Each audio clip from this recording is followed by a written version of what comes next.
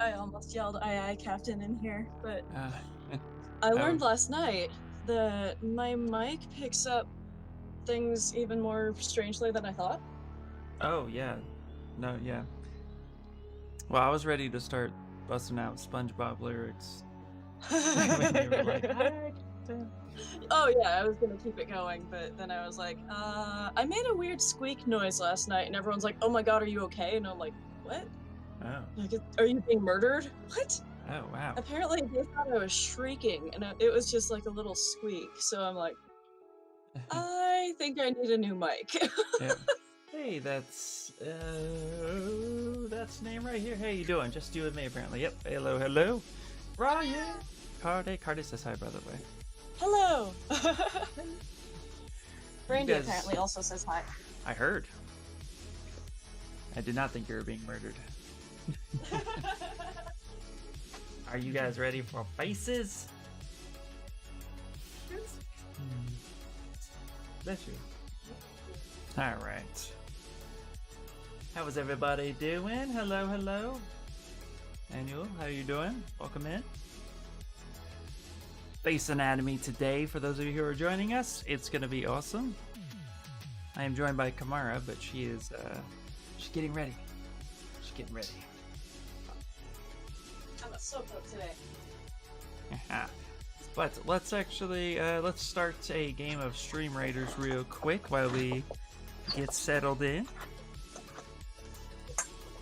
And if you are new to my channel on Twitch side, we play Stream Raiders. It also helps me just kind of like take a break for 2 seconds to refresh my eyes. Very helpful when trying to definitely do some studies and have something look a certain way. It's definitely helpful to take your eyes off of it for a second. All right, let's go back. Are you making realistic face or stylized face? I'm gonna be pushing a little bit more towards realism.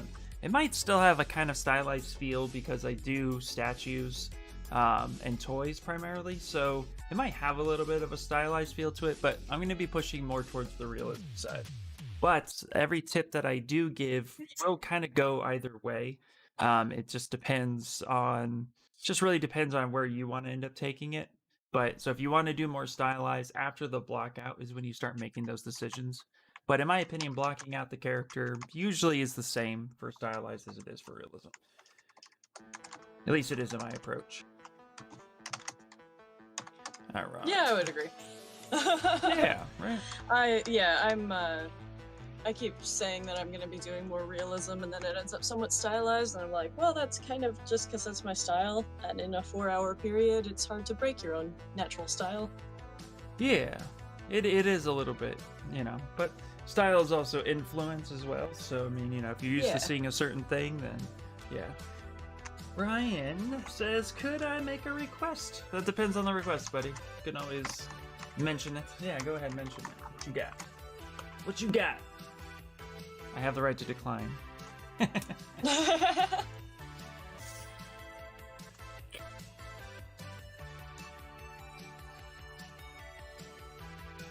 we go. I am live. You are live! Alright. Let me pull the same link. Or I'm also dual streaming with Kamura, so you'll be able to see her in a second. Let me share the link so you can get both of us on the same time. Although she is affiliate, so you might see like an ad or something on her side. Yeah, so basically the way the multi-stream link works, if you have an ad blocker on Twitch, you won't necessarily see ads, but on multi-stream, when there would be ads, it'll be like, oh, you're on a proxy site, you can't see our ads, so there's just going to be a really annoying purple screen. You can watch it on Twitch directly if you'd like. It's whatever's easier, but the multi-stream link is convenient if you don't mind the random purple screens. Exactly.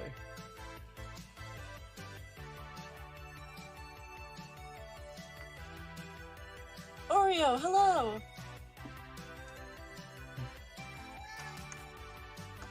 I am multi-streaming with IR Sculpts. There's my link because Nightbot hasn't posted it yet.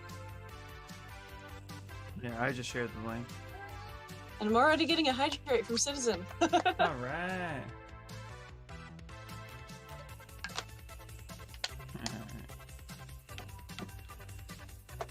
Alright, so there's the link for the multi-stream, so you guys can peek in on Kamara once in a while too if you would like, or even just join her chat, which is awesome. Alright, so I'm going to start pulling up some references, which is how we start these every time. We just pull up some references and kind of get a sense of what I'm looking at. Primarily, we're studying faces, so we're not making a face in particular, we're just making a face. So it's nothing. Well, I might pull reference from someone or something, but for the most part, it's going to be it's just going to be a generic face. So it'll be more focused on proportions and volumes than anything else. And I'm doing well, Oreo. How are you? Just woke up. So we're going to go ahead and pull up some face anatomy and look at my pure rev. Also, Ryan, you can go ahead and make a request if you would like. I don't know if you had typed that. I do not see it. Okay.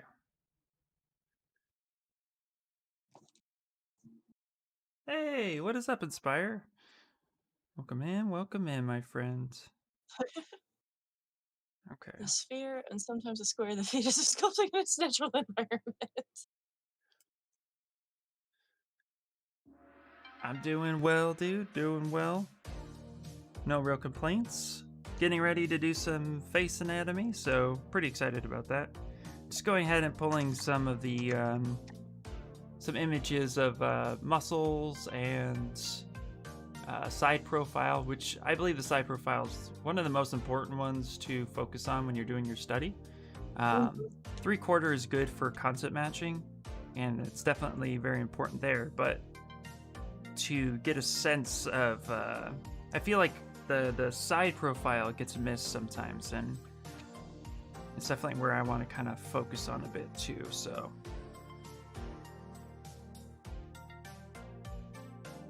oh yeah, it's gonna be fun. I'm excited.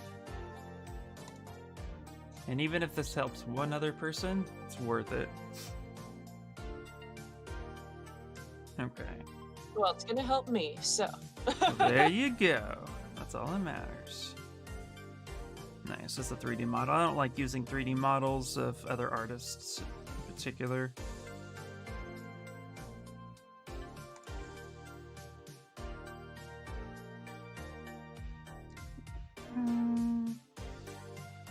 But yeah, the cool thing about the human face is as long as your proportions are correct, you can actually you could pretty much get away with a lot of things, which is neat, you know? Actually, I will use this sketch as a jumping off point too. I have a bunch of musculature diagrams here that Nice. kind of look like they're the same person, so that's helpful. Right. Now this one I just pulled right now, this is super important for those of you who are starting out with doing faces. It's all about proportions, and the face, like I was saying the other day, could be divided up into sections, and it's imperative to understand exactly where those placements are for appeal, and understanding that, you know, where the ear and the eyes line up, where the nose and the lips all come together, how it appears, all that stuff is really good. So getting even this type of imagery where you can get like the cross section of the face, super important. Citizen already off, heading off to teach some kids how to swim. Nice. The Falcon and Winter Have a good Soldier day. is really good, says Inspire. Ah. And that's good to hear because I'm really, really excited about. I was really excited about that actually.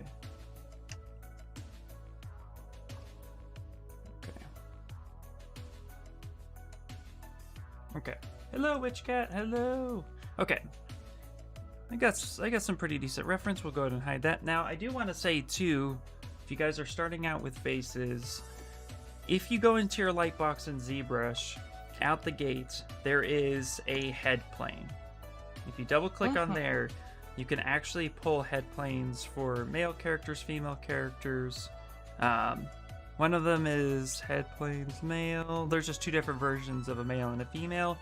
If you don't want to block it all out, but you definitely just want to get started, this is a really good tool to utilize. I'm thinking I'm going to block mine out from scratch because it's great practice, but it is something to keep in mind if you're like doing client work or and you just want to start from something. The head planes are really, really good. Hi, just watching 2 streams at the same time. Awesome, thank you, Oreo. Oreo the anime, I love it. Sorry I haven't been here for a while, work has been so busy. No, you're totally fine. Oh, Oreo, I just noticed that you followed last night. Thanks for that sneaky follow. Nice. Pretty much wake up and put it on. That way I don't have to get spoiled during the day on Twitter. I know, right? I've made a few using head planes. Yeah, head planes are great. There's nothing wrong with that. Even just using some of the base meshes that now ZBrush comes with. You have a male and female base mesh. Like, I'm not opposed to ever using a base mesh, but when you're doing studies, that's when I typically refrain from it. So, that's where the sphere comes in. Bloop.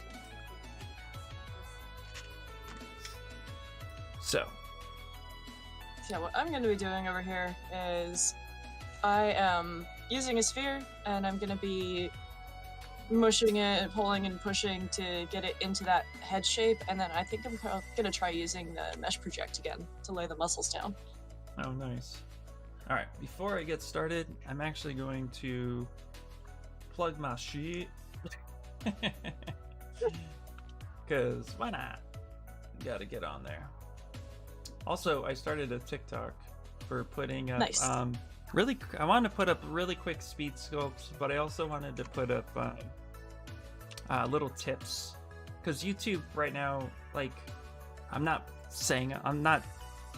doing it. I'm gonna be doing it. It's about timing, and I feel like YouTube, it just requires a lot of prep and time. So I'm gonna try putting up some TikTok tips of like really quick stuff that I think people could use, and some speed sculpts, and see where we go from there.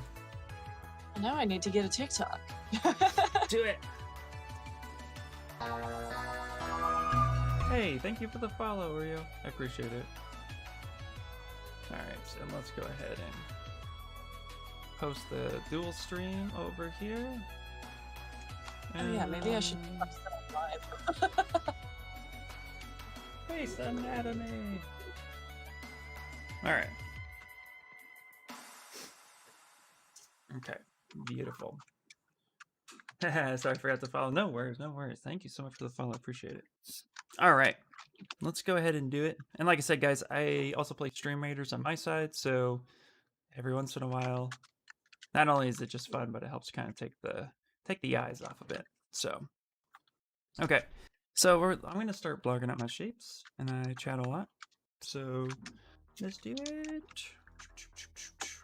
I like using the clip curve for getting out some basic stuff out the gate.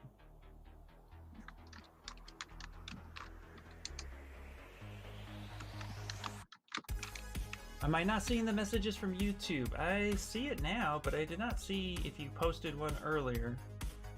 So no. You want to repost it? I had a weird glitch too on my chat side, so that could have been it.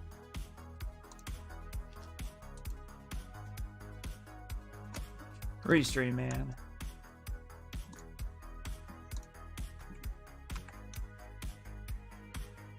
Okay.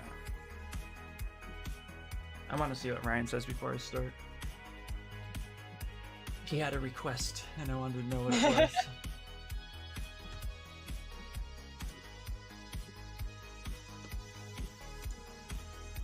Okay, there we go. Ori says, follow gesture. I always follow people who read Cicada. Oh, nice. Yeah, Cicada is awesome. Yeah, Cicada is awesome. I haven't been able to drop by his streams. He streams at an odd time for me. Yeah, he's on pretty late, but Yeah. I rate him a lot because there aren't a lot of other people on that late. No, not typically. What did Ryan say? I can't see. Right.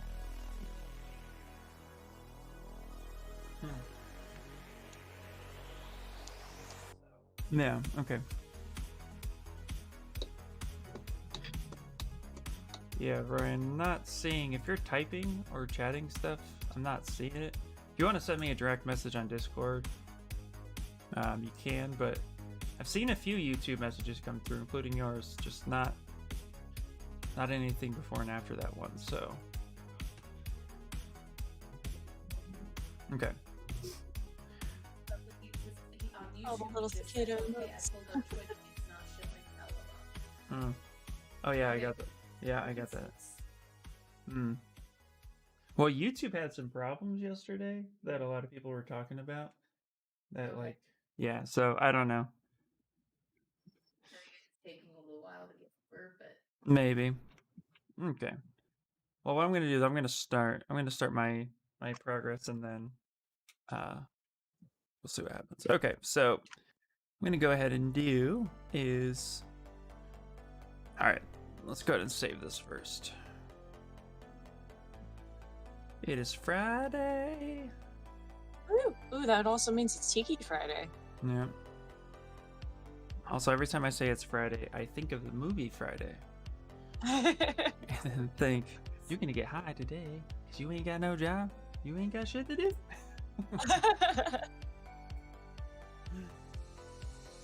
Alright. Brandy, you leaving? Okay. Alright, so I'm gonna go ahead and start my block out with, basically I trim the sides. I start by trimming the sides of the head, and then I like to go ahead and usually control, drag, and duplicate. And I like to kind of, it's a bit of the Shane Olsen block out, but with a twist. ZBrush Cowboy. Hello, welcome in. Good old anatomy, yep. Yep. Okay,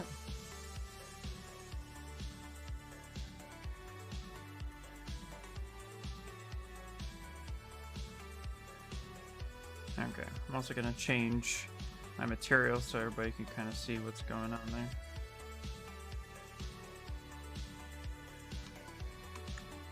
Trying here from Twitch, can you pull off a half skull? Can I pull off a half skull? I've sculpted a skull before. I probably could. I kind of sculpt in the skull a little bit when I do the face, when I start my block out, but there's a reason why I block out the way I block out. Yeah. Any particular reason why you're requesting? Because I have no problems maybe doing a skull next week just to do the skull. Although we kind of did one with Sub-Zero, but I would definitely do it just to do it. I think I might actually be still with Anna soon, so that'd be fun. Oh, nice.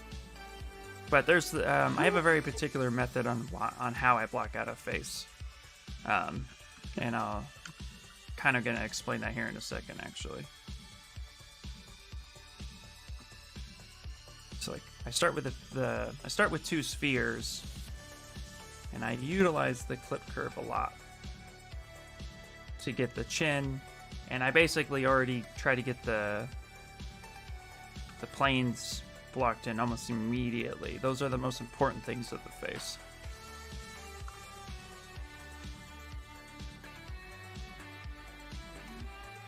Guess that was already kind of. But yeah, I see your messages from Twitch. I see them from YouTube too, but I wonder if it's a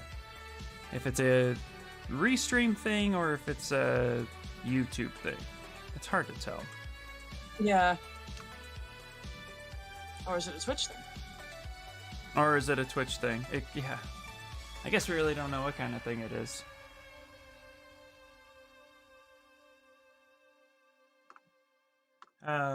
As you're making your landmarks on your face, being able to show where the landmarks are from the skull, since it's a study.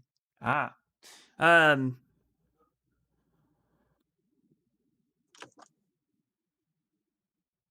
of. I kind of planned out today. I could bring in a skull to show. some of them, but I'm kind of going to be carving this out for the study itself. So I'll kind of finagle it in there.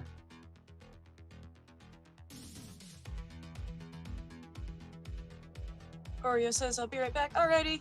Alrighty, have fun.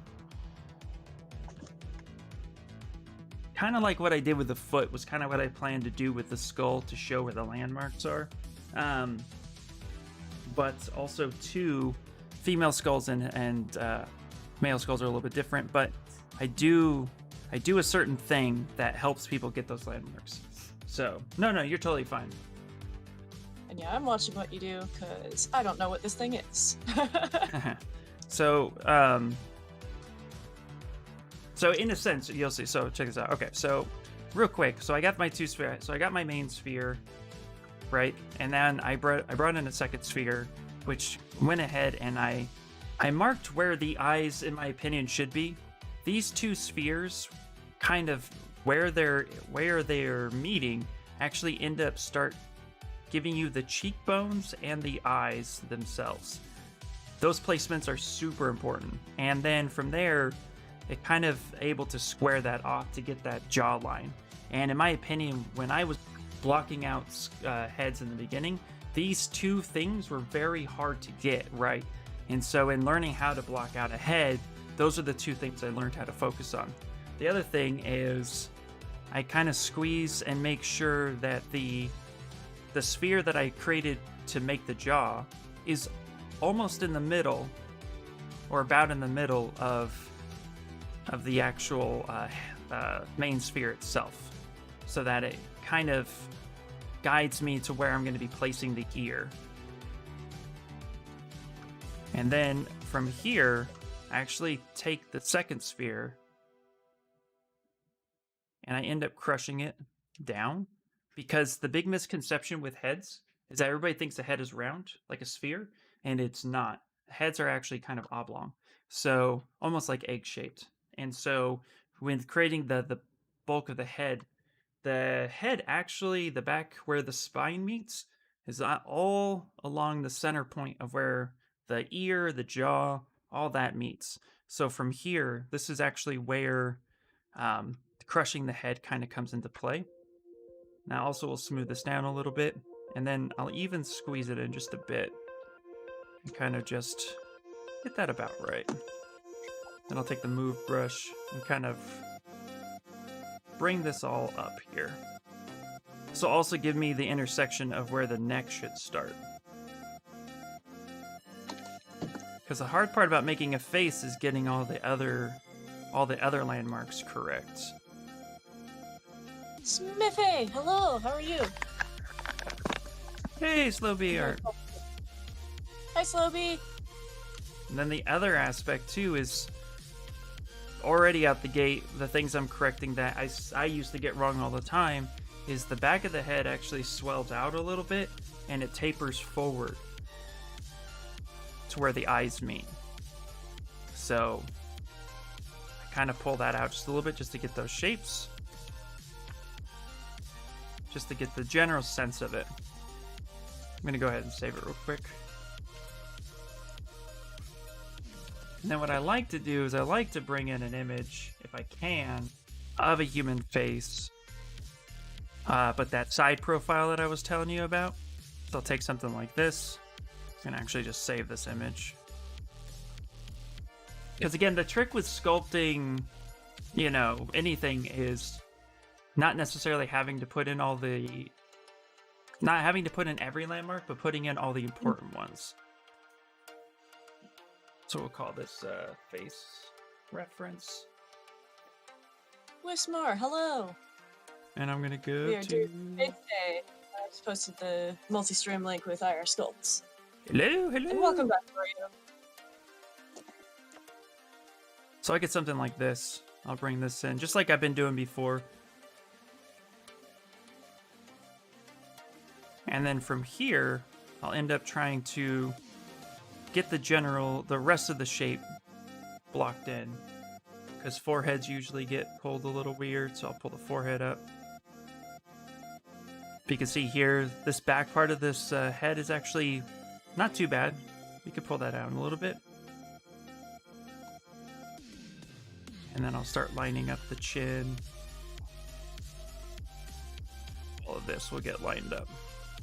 Because we are going pretty realistic. But now here's the key part, this eye socket. So here, it's good to scoop this part out. Hold on. Smithy, is that Nicolas Cage or is that just a random head?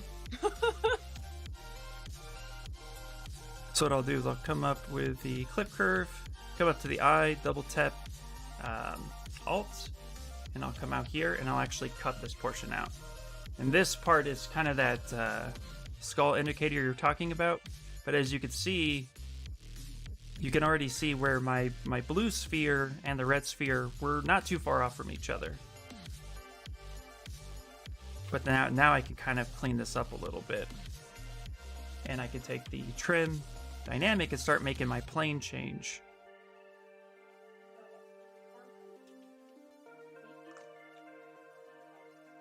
Which is super important.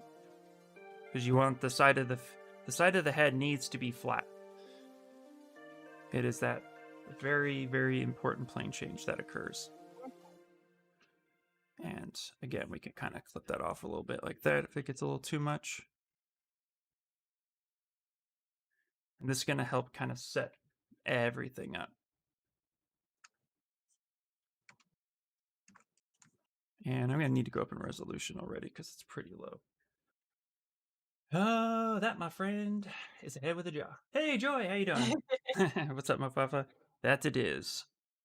Actually going to change material here real quick. Let me know if this material works well for others. And I'm actually going to go up in subdivision a little bit to kind of just... Oh, the emote is called forehead. Slightly tweak this.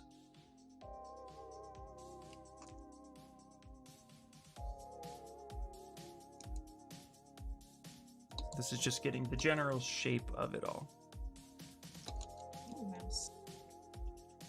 And then I'm going to go ahead and actually merge this together so that I have something to work with. Doing good in yourself? I'm doing good, Joy. Doing really, really good.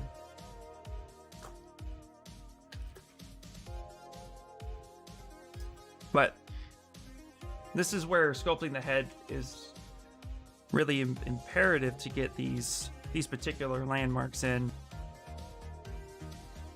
So we have the side that comes down. We can now get the cheek indication right here, as well as where your cheeks move forward. And then you get the side plane, the jaw mark that comes up. And the cross section is almost right in the middle where we want it.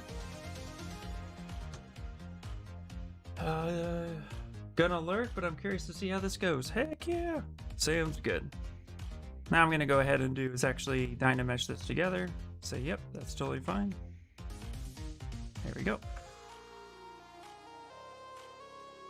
So now we get something like this.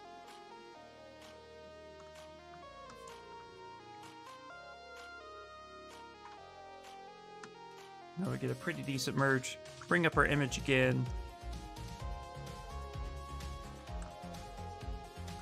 We can see here that my jaw is a little lower right here on this underside, so let me just clip that off.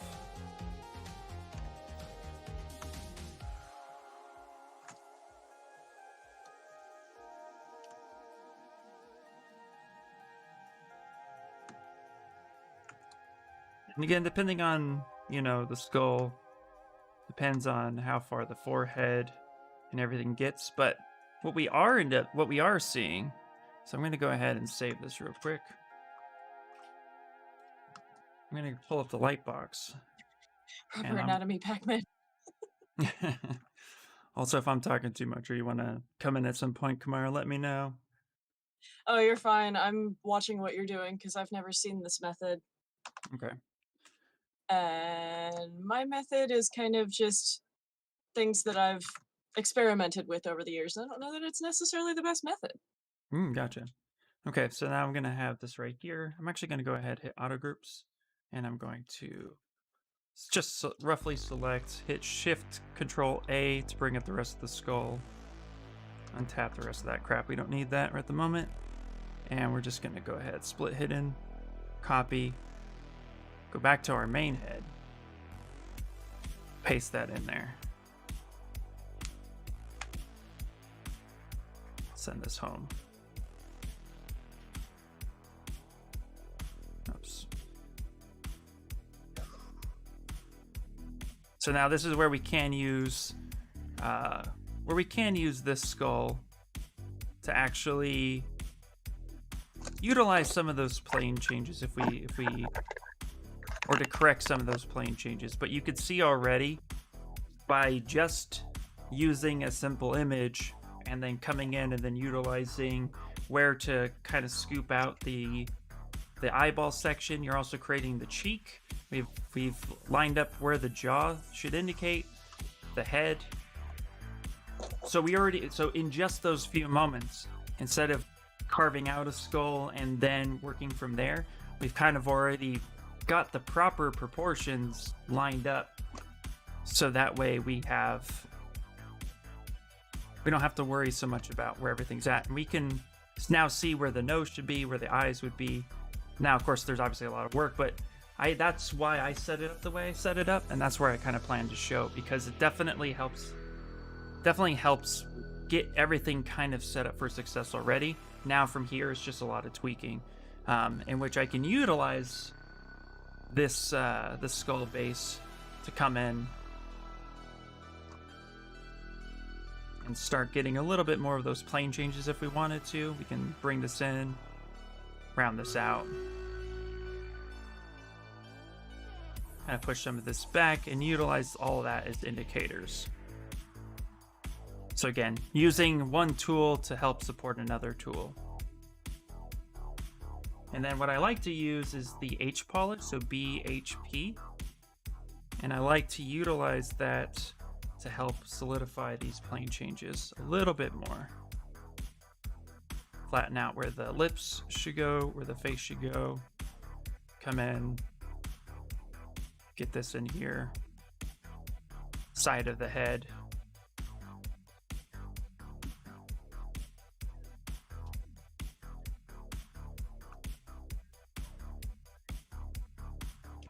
And just like such. And now we got this that we can now work with.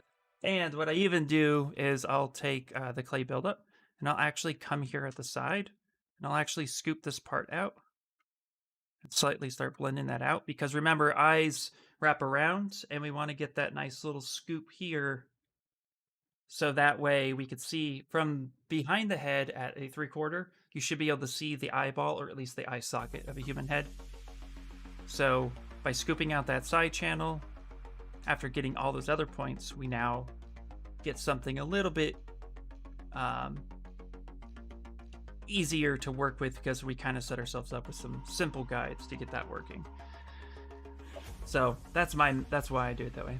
Did my eyes play trick on me, or was your solo mode animated? No, I accidentally hit Shift X. Oh. Good catch.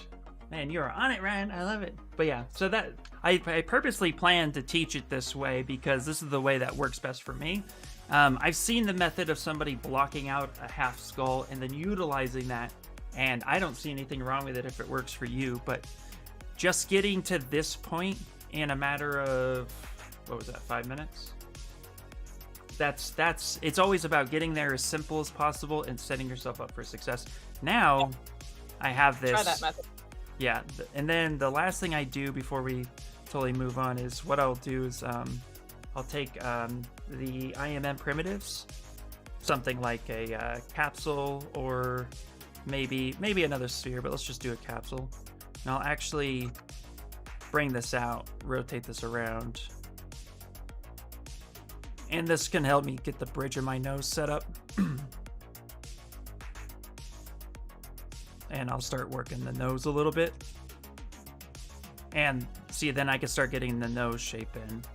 And I use a capsule. Sometimes I use a sphere. Sometimes I use a square. But if you use a capsule, what's really cool is you can start using the pinch brush. And you can kind of make a pretty simple shape. Some people use a.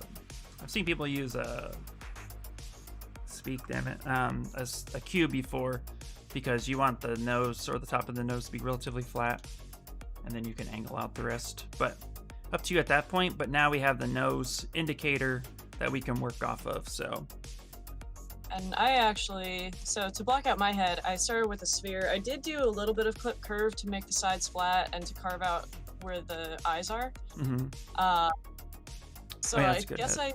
I might have gotten that a little bit from Shane Olson without knowing it, because I haven't seen his method. Yeah. But then I used clay buildup to dig out more of the eye sockets and to add the nose in.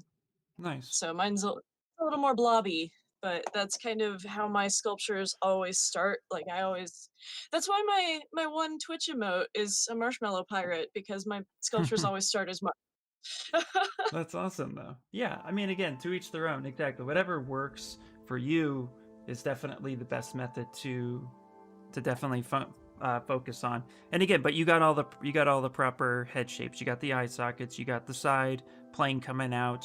I can already indicate where your lips should be, where your chin is. So all that's there. So yeah, that definitely works, and I love it. Looks great. Hooray! Hurrah! So yeah, that's just my method, and yeah, it's for me. It's just it's what works, and that's the thing too. I tell people all the time, you know, especially when starting out sculpting, do what works for you. You know, try new things. Don't be afraid to try new things, but definitely do what works for you. Yeah, I always Stream tell Raider, people- streamer boy. Wrong. Sorry, say that again. I said if it works, it ain't wrong. Exactly, yeah. If it works, it's not wrong. Absolutely. Because at the end of the day, it's how you get your result, not necessarily the steps you take to get there. It's just Right. it's that you're getting the results that you need. Yeah. Oh, you exploded! Threw me off for a second. Yeah. Shift X is your best friend and worst nightmare all at the same time. I'm gonna append a couple spheres so I can have eyeballs. Nice. Yeah, I do that too. I would love to see your method, Kamara, on eyelids before I get into the 20 ways I do eyelids. My most recent method I actually picked up from someone that I get the feeling learned from Shane Olson. Yeah. I don't know for a fact, but basically mask off top and bottom of the eye sphere and then extrude, Mm-hmm. Okay. and then you rotate the semicircles away from each other a little bit, and then just kind of nudge them around. Okay. Yeah. Shane Olson does that. I think I've seen Danny Mac do that too, it's a great method.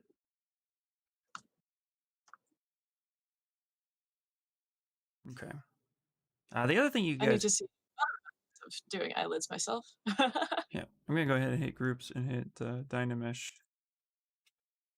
on the groups real quick, so that way I can have something that I can work with, but still keep things separate, which is nice. I also can't see what you're doing right now because of, you know what I'm gonna do? I'm gonna pop over to Twitch on my Yeah, other I side and usually lurk that way. I usually watch, like, if I'm watching multiple people, I usually watch them in their own windows just on Twitch because it does prevent that purple screen. My wheat Um, farm in Utah the multi-stream pays for links my are really just convenience if people like them. Yeah. Shane's using the topology brush method in transparency mode. Is he really? Has he switched to that now? I've seen Shane do 5 different ways to do something. And each one works. Smithface Okay, I got you. says syntax for Schmello is perfect. Yeah. Okay. His name is Schmello because my prefix for my emotes is Kimar. So it's Kimar Schmello. Commercial. Yeah. The other thing, yeah, see, I like to block everything out too. So the other thing I like to do um, is I like to take that BIT, the uh, IMM primitives that's natural with the ZBrushie, and then I'll definitely like drag out a couple spheres when I'm doing the nose. Wismore says, who is Shane Olsen? Shane Olsen is, was he the guy on Disney Infinity, or were there other people? I don't even remember. No, there was other people. Shane Olsen is a stylized character artist. He's been in the industry for 30 years. He is the head of 3D Character Workshop, and most notably known for the Disney Infinity lineup, where him and I think about 4 other artists actually created the entire line series. So he kind of branded the look and feel of what is now the Disney Infinity style. Yep. And he's one badass teacher. Mm-hmm. And he, anybody that watches the Pixelogic streams, he streams on there, I think once a week. Yeah. Yeah, he streams on there once a week every Monday at 11 a.m. Pacific Standard Time. Not that I know anything about it. It's almost like you've been in his shop. Yeah, right? It's almost like I've been around a little bit. Alright, so I'll do this where I'll grab a sphere and for the nostrils, and then I'll even use the sphere a little bit to kind of get the top of the nose right. Just a smidget, just to kind of block something out and get it there, because there's a little bit of bulbous tissue that's on the top of the nose.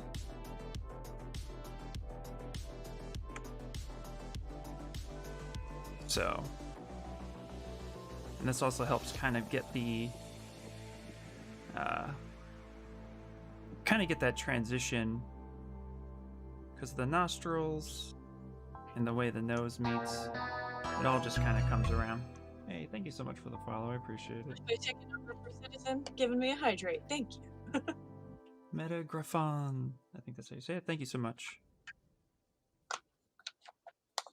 Also, yes, honk. Yep.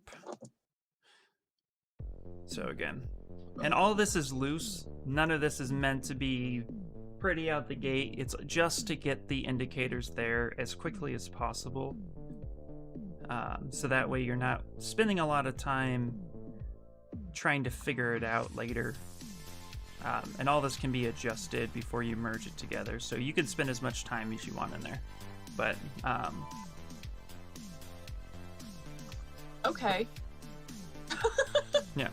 Someone outside very angry with their horn, apparently. Nice. The other thing I like to do before I go too far with making the face is sometimes I'll do the eyes, but mainly what I'll end up doing, again, I'll take the primitive brush and I'll take a cylinder and I'll actually go to the center of the head and I'll make the ears by using I'll use a cylinder and then cut it in half. I'll cut it in half, yeah. So first I'll Dynamesh it so that way, but I'm Dynameshing with groups on, so I keep everything alone. But that way it makes it easier to click curve things. I'll kind of squeeze that, bring that in. And now the important thing to remember is that where the ear connects at the top is where your eyeball is actually, that's a straight line. That's where it meets. So where your ear starts at the top of your head before it flares off, that's actually the same lineup as your eyeball. And then the bottom of your earlobe usually meets just slightly above your jawline, or right on your jawline, but just slightly above. So your eye, the corner of your eye to the top of your ear is really easy to see for someone wearing glasses, because that temple piece on the glasses just goes straight back. Yeah. And I don't know about some people, but I used to always make my ears huge, but ears generally are pretty small. It's a small distance. I think I've tipped too big as well, and then I got into a habit of making them too small. I don't know where I'm at with them right now. But where the ear starts is usually in the middle of the head. So again, breaking all this up into some sort of proportion, that's where you want to have it meet. And then they can tend to flare out like about 15 to 20 degrees if you really want to get specific. Although my son has some pretty crazy ears. I love them. They're cute and adorable, but they'll like really stick out sometimes, which is awesome because when he gets angry, they get really red. But you can't see him because we're wearing headphones. Right. So, but then really what I'll do, right, is I'll either take the back of the ear and kind of pull out a little bit of where that cartilage would be, or I'll add a cylinder. It depends on my mood. Here, I'll just kind of pull that out a little bit. So jealous right now. Wish I were sculpting heads too. Why aren't you? You could be. Yeah, sculpt a head. Yeah. And then the last thing I'll get in, and you already got it in there, is I'll end up getting the neck last.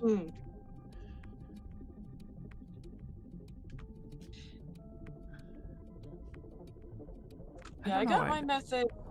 I think it was someone on YouTube. I forget who, but I get the feeling he was probably someone who had done Shane Olson's workshop. Oh yeah. And kind of adapted things to be his own, but yeah. I also don't do things in the same order he did because I tend to bounce around a lot. That's a lot of people actually. Is ZBrush free now? So ZBrush Core Mini is free. Yes. I've never used Core Mini, but Ian has. Yeah, Core Mini is actually pretty fun. I highly recommend it if you're wanting to test out ZBrush. You can't do the same method that we're currently doing for blocking out heads, just because it's really just based with one sphere or one cube. But you can do a lot with it, and it gives a really good introduction to what ZBrush can do. So yeah, ZBrush Core Mini is free, and There's you can also get that. Regular ZBrush has a 30-day free trial. It does, yes, that is very true.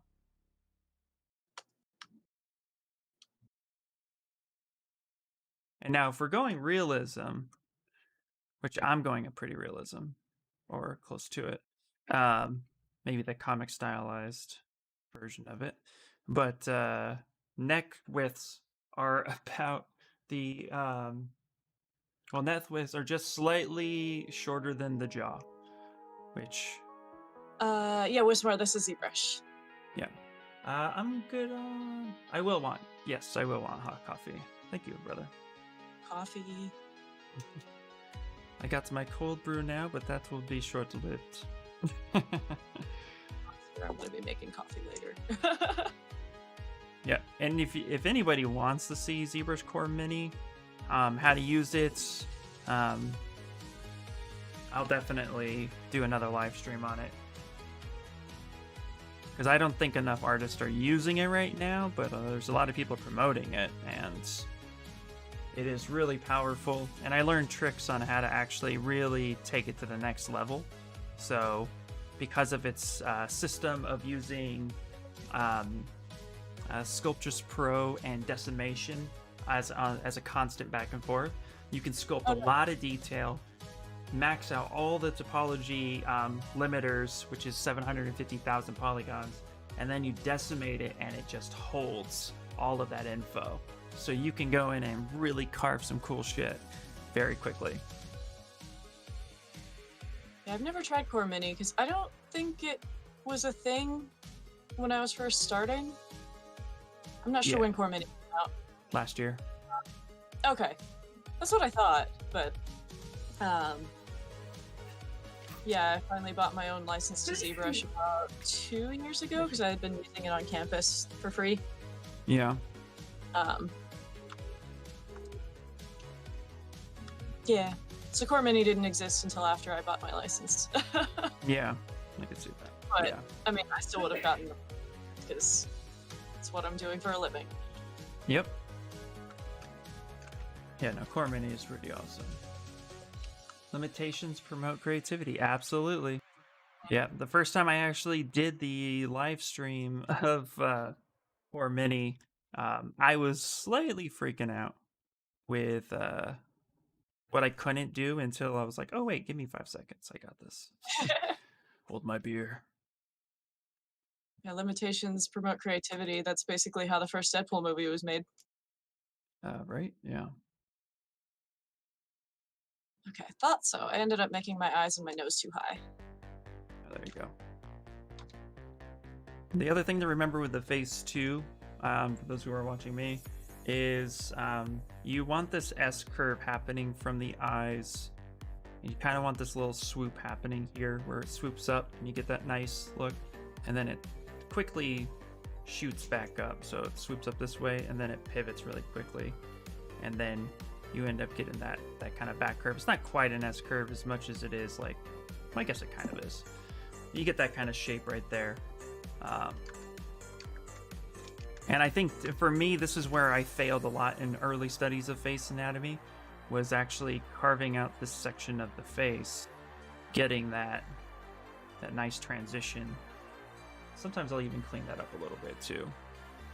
I'll take the H polish and just smooth that out. Wismore says, gonna age myself, but I was in uni, or when I was in uni, ZBrush didn't exist. Oh, you're not that much than I am. Yeah, that's not too. I mean, ZBrush came out in, I think, 2001, 2002. I No, actually maybe just Googled 2003. 99. When was it? 99. 99. Okay. Ninar's here. Hello. Yeah. And Yeah, ZBrush back then was like $100.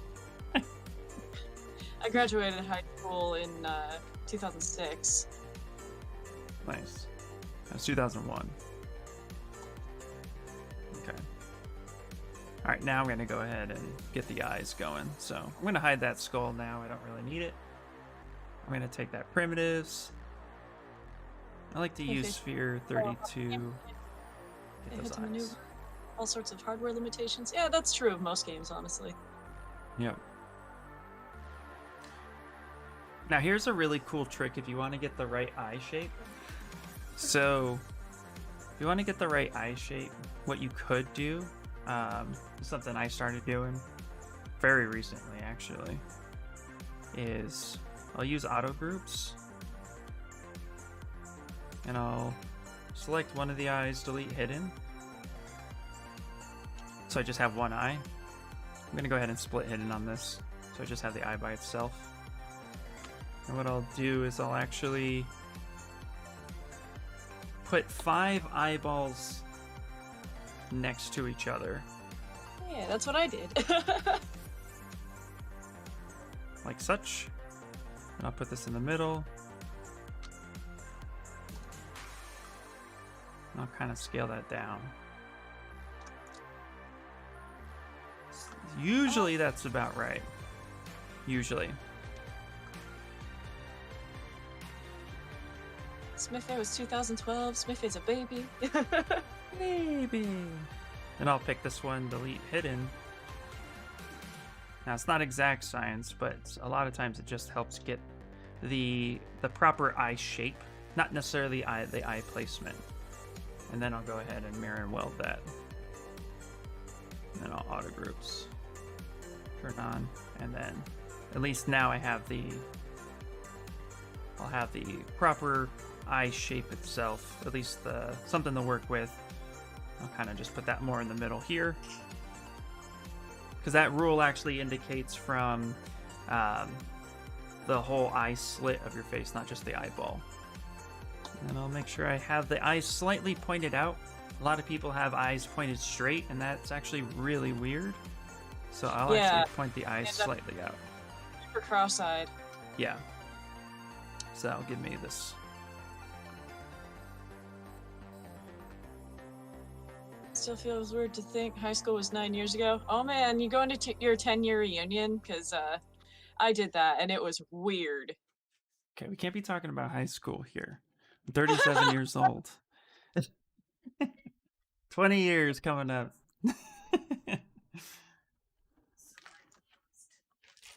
So no high school talkie.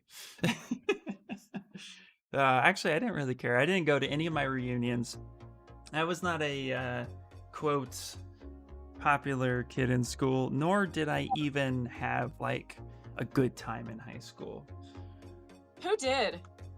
I know people who did. I know people who long for their high school days again, which I don't know what that says, and there's no judgment. For me, I was one of those kids that's like, God, I can't wait to get out of high school. And I don't regret ever saying that. I was a goth band geek. I think the goth part probably doesn't surprise anyone. No, not at all.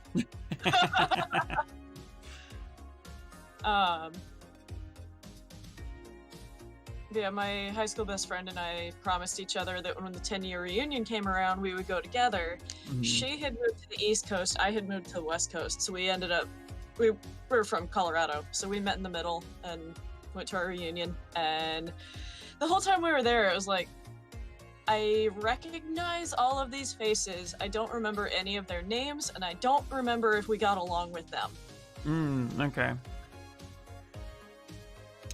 I could see that, yeah. Okay. Real quick, I'm doing my eyelids right now, and so I duplicated my eyes. And then from there, same thing, I'm actually gonna just do this on one side so I don't have to worry about the rest. I'll actually split this eyeball in half and delete hidden. And then I'll close holes. And then I'll actually expand this out. Something like this. Kind of just rotate that up a little bit. Then I'll take the move brush. Now this is one of many ways that I've chosen to do this. I don't think there's really a wrong way to do it. As long as you get it. I've done the method where you kind of sculpt around the eyeball and let it do its wraparound. But I think I'm actually going to be trying that method today, because I usually do what you're doing right now. Yeah. And yeah, I'm going to try doing the wraparound thing and see how that goes. Yeah. I haven't done that in a while. It's pretty cool. It does its job, you know. I find that sometimes you can get a really weird eye bag, and that's just kind of funky. So we're here, you know. You can kind of set yourself up for success. Realistic eyes are small. They're not, you know, stylized are really big. But here what you can do is kind of meet up the two. And then the top eyelid actually wraps over a little bit. Yeah, I somehow always have trouble with so you kind of get with this. that. I have trouble with where the eyelids join, and they just never quite look right. Yeah. Yep. PD Sculpt, that's still one of the easier ways to do it for me. Absolutely. Yay, public schooling. Yeah, you know. I've told my daughter this because she's 13. School is going to suck for most.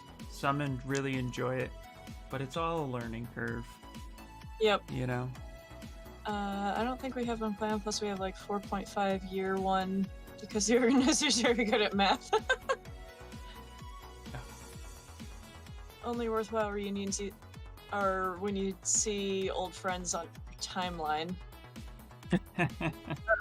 Sorry, I read that wrong. See your old friends on your own time. Yeah. Yeah, right. So honestly, the only reason we went to a reunion is because we had told each other we would when we were still in high school. Mm. So we wanted to keep that promise, even though neither of us really wanted to go, I think. Yeah, I could see that. But still talk to about 3 people from high school. My best friend I've known since elementary school. Ended up being college roommates too. Nice. Nice. Yeah, my high school best friend and we actually met in 7th grade. Because I had just moved to a new town, and we ended up as college roommates for about a year. Oh, there you And go. then I realized that was a bad idea. Yeah. Don't you hate that? When things end up not working out the way you wanted to. So. Okay. So I got my eyelids in there. And again, these are all just kind of placeholders, but they set everything up for success. And the other thing I like to focus on early is the eyelid has a little shelf. It doesn't come, you know what I mean? Like, it actually doesn't come straight up to, it doesn't come up and then into the eye. It actually has a bit of a shelf because that's where your eyelashes will go. Mhm. And I like to kind of pinch that a little bit. Get that shaped early on.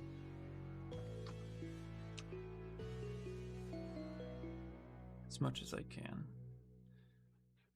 So, kind of Discovered recently that I don't know the proper way to retopologize around eyes, and I'm like, I don't think I've ever learned that. That explains that. So I need to look into that part. Yep. Retopologizing eyes isn't so bad. And this is coming from a guy who doesn't like retopologizing. You just got to Well, think of the eye as it's. I know it's gonna sound silly to say it, but think of the loops as it circles in on itself. You know, it's. I know. The shape. The issue I have is all of my characters in my portfolio are from. I mean, the most recent one is 2 years old, so most of them are from like 4 or 5 years ago. And they have very low topology compared to what people are used to seeing now. So around the eyes, I only have like 10 edge loops at most around the eyes, and then Gotcha. they intersect with the eyes because I never learned a proper way to do it. And if that's not proper, I think I'm supposed to have it like curl under and then have the eye not touch the eyelid, but I'm like, I don't know. I need to look this up. Well, do you get the results you need at the end of the day? I guess that's the I real don't know. question. Yeah, right. Okay. Alright, I'm actually going to... My face is a little too wide, so I'm going to be fixing that real quick before I get it all Z-remeshed at this point. And then the other thing I like to do too is go underneath here, select this out, and use like the clay buildup. And I'll quickly build up that where the meat of the neck and the jaw end up meeting. Yes, music is very upbeat, huh? Yeah, this is my synthwave playlist. It's one of my favorite on this channel. Brandy, if you're gonna make me pick you up, you have to stay in my lap for a minute so people can see you. I want to see the kitty. Ooh, your breath stinks.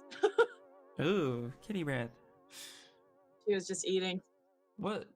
All right, Kamar. Maybe because you know more muscle names than I do. The muscle that connects from the ear to the clavicle. Sternocleidomastoid. That's the one, yeah.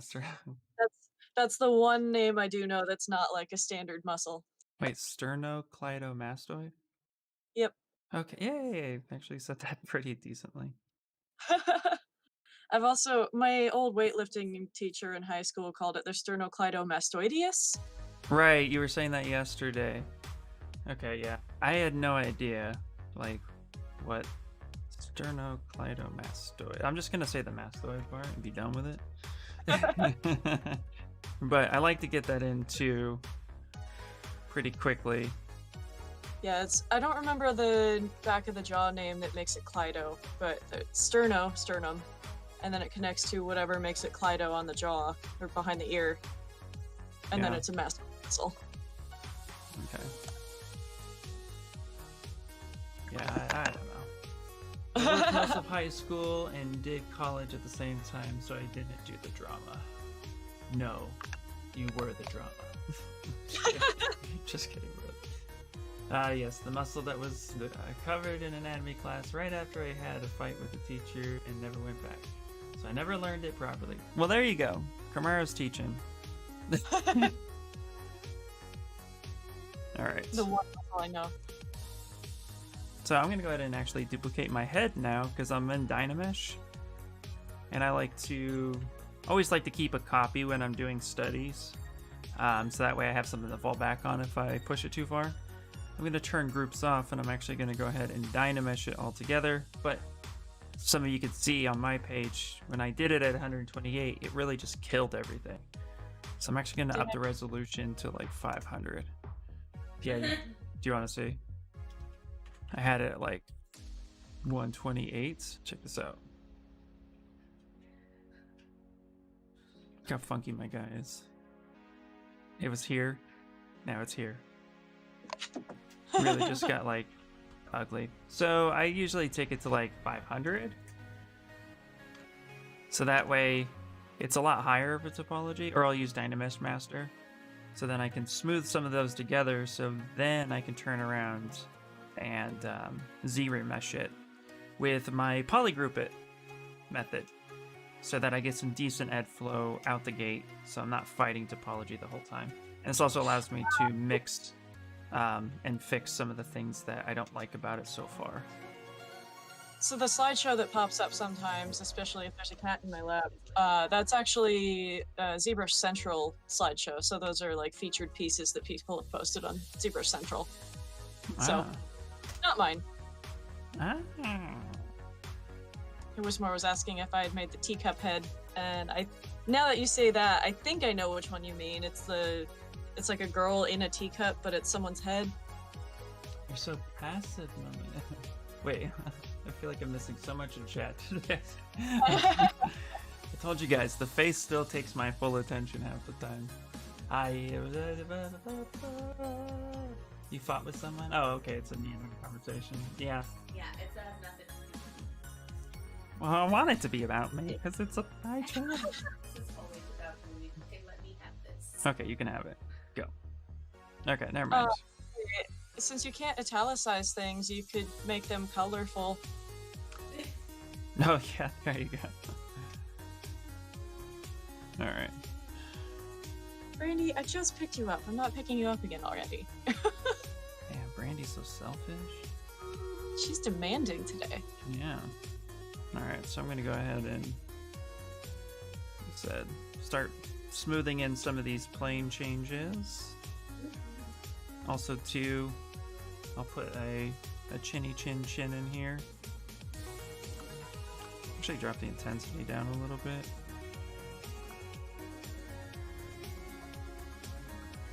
Backbone? Yep, we'll get there. Get there when we get there. And you'll freaking like it. Alright. I always love it when people who just play Stream Raiders on my side come in here and say battle. And then I just wait longer. I know you're not one of those people. Me. I am me. Alright, let me go ahead and save. I started saving projects now because I started creating little TikTok videos. Oh, nice, yeah. I want that history. Yeah. Alright, let's You're getting see. Deja vu today? What kind of deja vu you getting? More comments? Because we're probably saying a lot of the same things as yesterday. Probably, yeah. The same thing we said yesterday. Alright, here we go. Walk away with head down and whip dragon.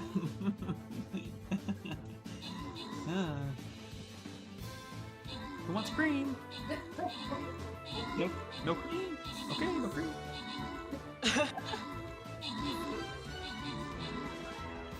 All right. Start filling in the fat pad that goes between your nose and your cheek. That's what this is right here. Yeah, I'm actually watching you while Stream Raiders go. Nice. Nice. Yep. I found that this particular fat pad is one that a lot of people forget about. Oh yeah.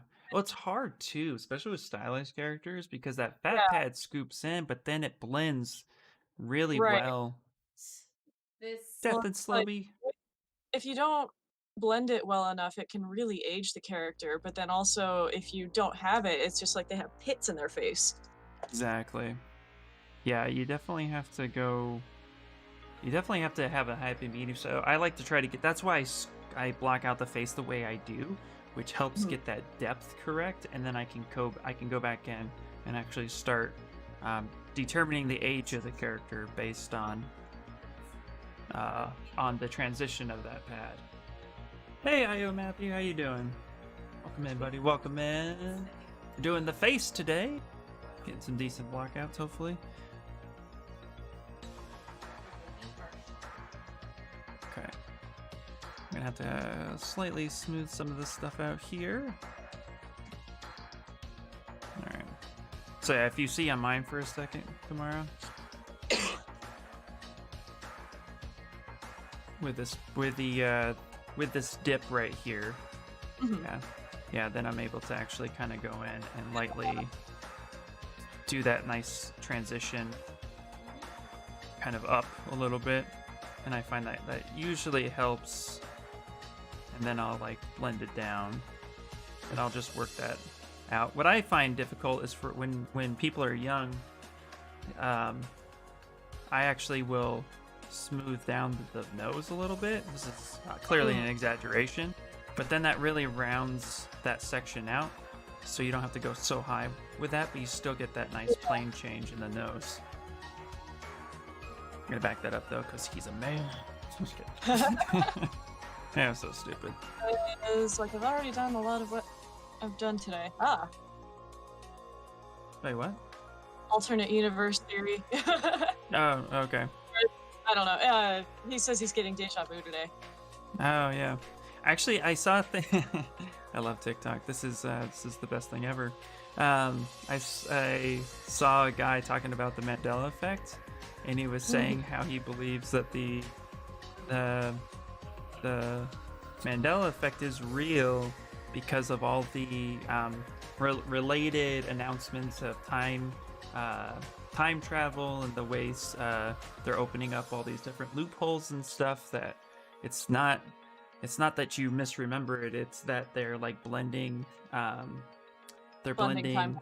they're blending universes, because the theory right now is that there is a infinite amount of timelines that you do. So every decision you make is like a split in timeline. That's how somebody once explained it, and I thought it was really cool theory to talk about. So it's like every time you're forced with a decision, for every decision you make, the other version of you makes the opposite, so that it splits off that way. And so and then also like from there, it's like every time a decision like that is made, you get the two opposite halves, but then sometimes things go wrong in the timeline where they end up merging, whether it's time travel or whatever's going on, the timelines end up merging together, and like half of the people in one timeline will remember a thing and the other half will remember it differently, and that's where Mandela effect comes from. Right. So yeah, so it was pretty cool. So that was how I started my morning. I was like, oh, we're on that. That's cool. Yeah. All right. I don't know what to make of the Mandela effect in terms of time travel and all that, but I think it's really cool to learn about, or to I don't know if I'd even call it learning, but to read other people's conspiracy theories about. I find it all fascinating, you know. I think, you know, I think the majority of people are never gonna know what the hell actually is going on with it, but you know, it's fun. It's fun to talk about.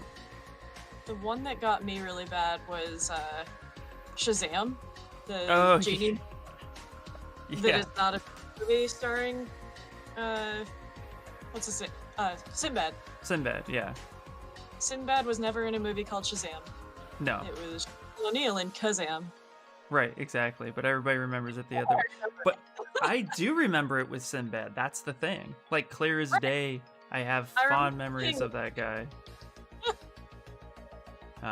But you know, what can you do? Right. Martin. Wibbly wobbly, timey wimey. Yeah. Who or what are we doing today? We are just doing face studies. With me is Kamara. We're dual streaming. Talented artist, game developer, well, game artist. Yeah. I don't want to give her too many titles. Get out my front door.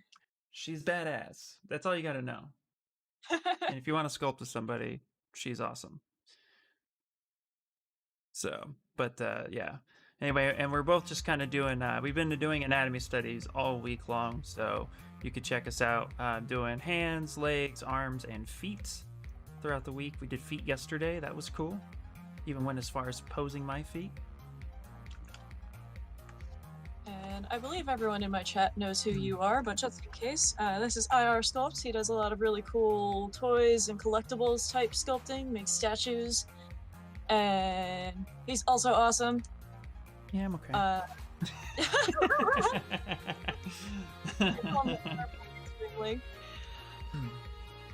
Just okay. Yeah. I remember Shaq as Kazam and the other actor as Sinbad. Interesting. Do you guys remember the Bernstein Bears? I remember Berenstain Bears because Right. I understood German spelling at the time, so I remember thinking it was weird. Right. Well, but yeah, it's how you. Yeah, I remember pronouncing it the way I pronounced it because that's how it was spelled. That's how my mom was trying to teach me how to do it. But you know what I really love is that it's actually called the Mingle effect. If you watch the new X-Files, they really cover that. There's also the other one that kind of got me was the Fruit of the Loom logo has never had a cornucopia in it. Right. Okay, who remembers the monocle in Monopoly? And then who remembers not having a monocle? I remember him not having a monocle. Yes, he did.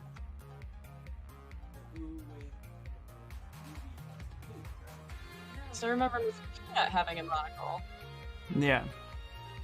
I've only seen him with a monocle, but there are some who remember him without, and some remember him with, which is really cool. That's also another one. Well, and then the fact that people just write it off as, oh, you're just remembering wrong because it's actually this. It's like, why can't it have been the way I remember it in a different timeline? And then in this timeline, it was the way that it actually was. Yeah. Yeah, yeah. I don't know. I think it's just people. I think it's aliens fucking with us. I remember the monocle. They also mentioned that in Ace Ventura, when nature calls. Right. Yeah. Now, without thinking too hard about it, does Curious George have a tail? Ooh, I remember him with a tail. I remember him not having a tail because I always thought it was weird. Because I loved monkeys when I was a kid. Yeah.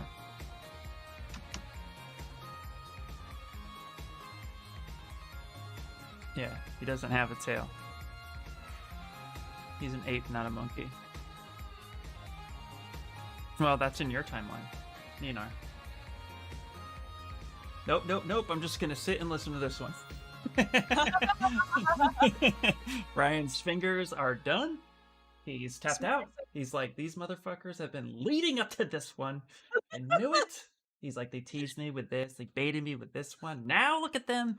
Right. I remember both George with and without tail. Yeah, Nina and I, same page. Yeah. It's fantastic, guys. Fan-fucking-tastic. I think another one was Pikachu's tail. A lot of people remember it with dark on one end. Other people say it was dark on the other. And like at some point it changed over time.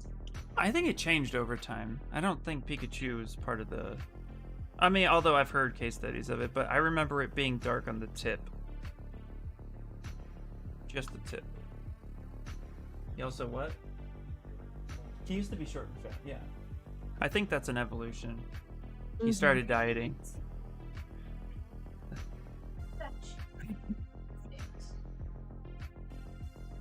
Pikachu. Yep, Pikachu. Anyone catch Mark Roberts' new video? No. Raichu is superior. It's true. Not gonna time her out. I actually don't know enough about Pokemon and the different evolutions of that to comment on whether or not Raichu is the ultimate.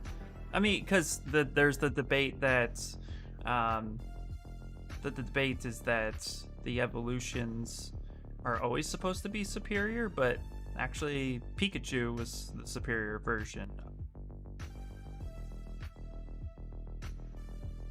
See, I've never been able to get into Pokemon, but I do have a favorite. Yeah, what's your favorite? People laugh when I tell them what it is. What is it? Poltegeist. Poltegeist. Okay, yeah, I actually don't know that Pokemon. He lives in a teapot, or he is a teapot. Oh, that's funny. That's Or he is- adorable. A teapot? I'm not sure. Is he short and stout? He's purple and liquid. Oh, okay. Does he have a handle and a spout? He does. Okay, And a cool. little. When you tip him over? It's. I think it's more about. Okay, cool. But yeah, he has. He wears a little lid of the teapot on his head, and then his legs stick out the bottom. Uh-huh. He also sometimes will just come up out the spout as like a little tea ghost. It's adorable. There's also I forget the other one's name actually. There's another tea ghost, his prior evolution. That's just in a little teacup. Oh, that's funny. Okay, I'll have to check this out. Ghost in a Teapot. Okay, if someone's favorite program isn't first gen, we have a problem. Mine is actually Bulbasaur. I love Bulbasaur.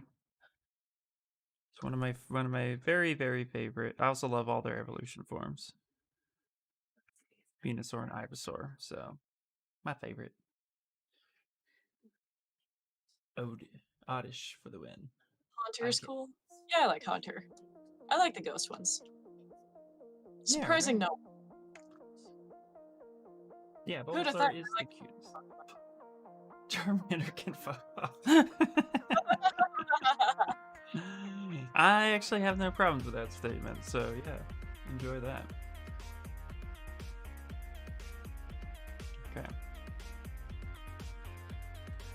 Man, this face looks so lumpy with this particular material on it. Oh, let me see. Let me see. My wet clay material. Oh yeah, is that the orbs, or is that Zebro? The Huh? material. The material is that orbs? Oh no, this is it's wet clay. It's from Flip Normals. Oh, right.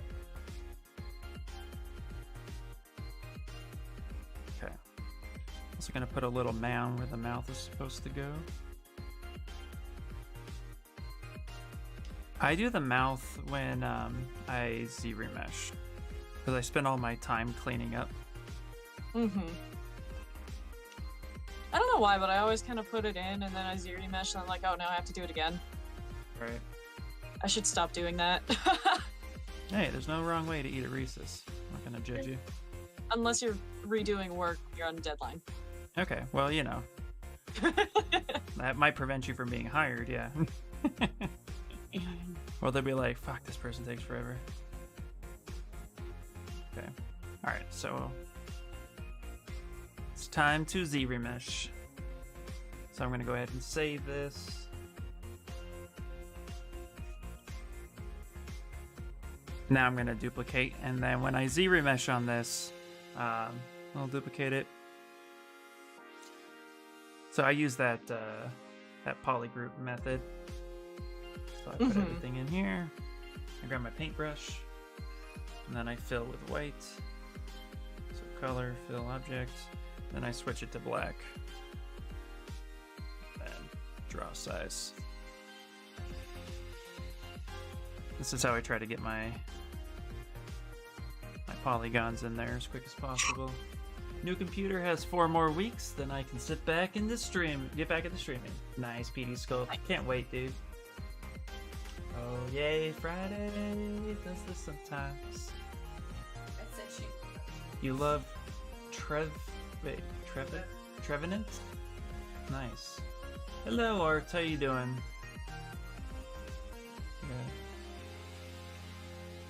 Okay. I'm gonna go ahead and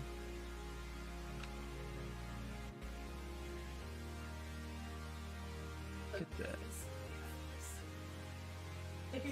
on mine. I mean, I know what you're doing, but they're missing eyeballs, and you're doing a good job, but still, it's like... Oh, they're there. I do. His soul is gone. There we go.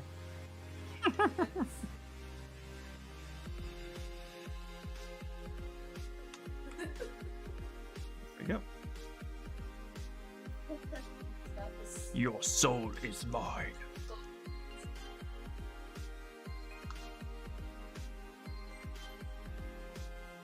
Yeah. Okay. Chat.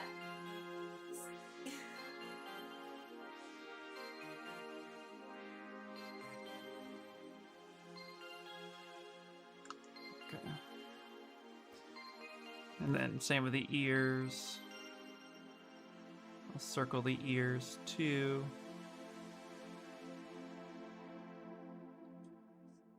Make sure that that's closed off. Well, this is where you could spend a lot of time getting pretty decent topology out of this.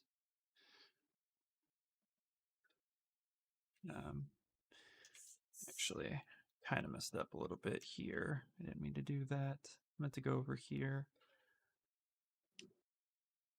I drew that wrong the first time. You want to have the topology at the bridge of the nose, but this is why I don't do the mouth right out the gates. So I'll actually get the smile lines and stuff brought in pretty early here.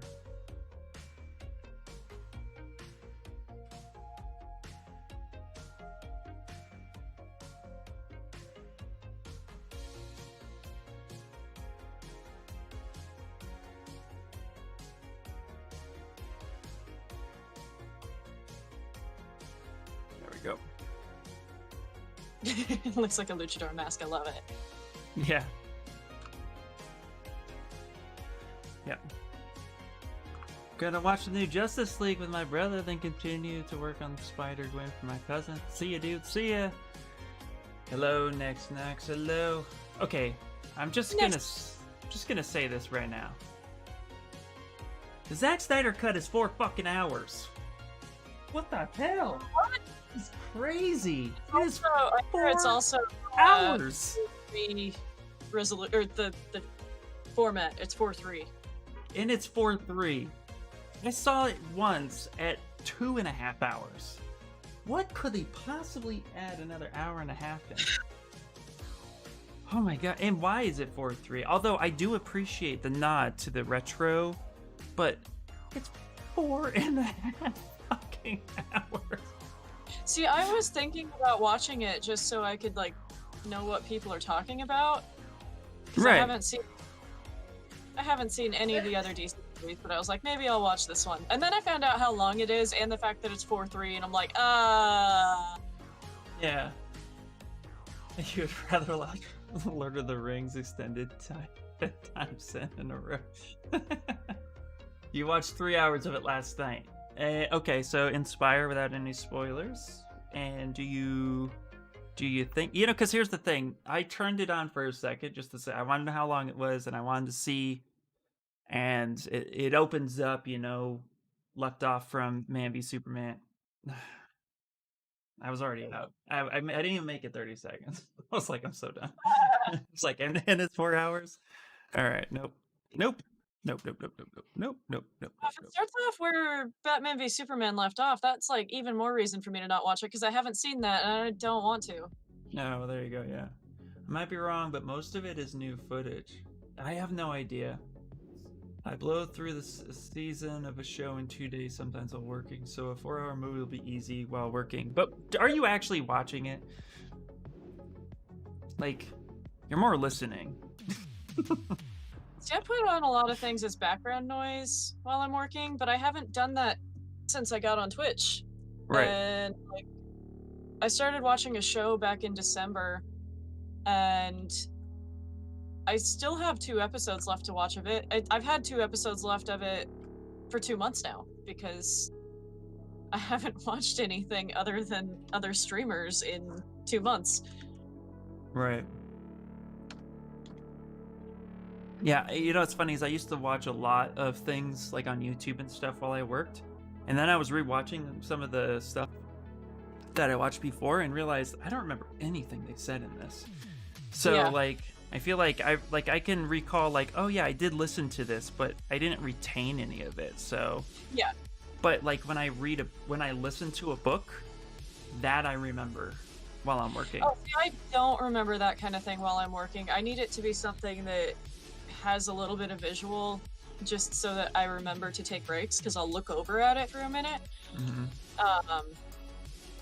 But if I start hyper focusing, I don't hear anything. So it's usually about the first 2 episodes of something I'll remember, and then everything after that I have to go back and I watch it in like 2 episode chunks. Okay, yeah.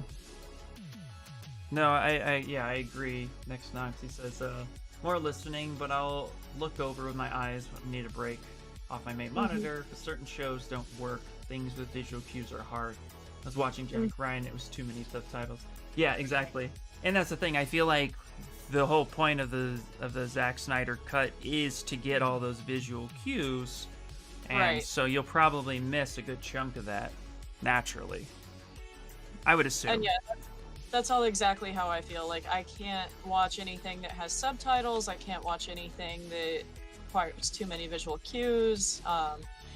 A lot of times I'll just put on a show I've seen before, or something that doesn't require a lot of thought, like some stupid reality show or something. Oh, I got a hydrate and a posture check. Nice. I'm gonna polygroup it. Polygroup from paint. Bloop. It's also very dark. Oh, okay. Yeah, I've been known to listen to Ken Burn documentary during heavy data entry sessions. Yeah, like a lot of, like it was shot on film. Interesting. Oh, like lighting dark? Yeah, lighting dark, not necessarily content heavy dark.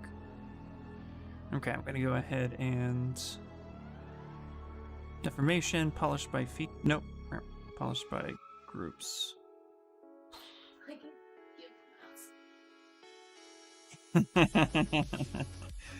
Yes, it does. Yeah, you can't. You gave me fucking banned. Alright, and then I'm gonna go ahead and go to brush, smooth, and smooth groups. And I'm gonna grab this guy right here.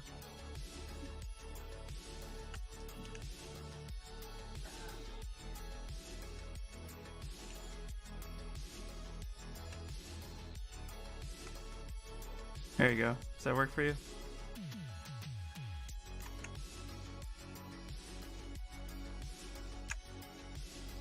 There.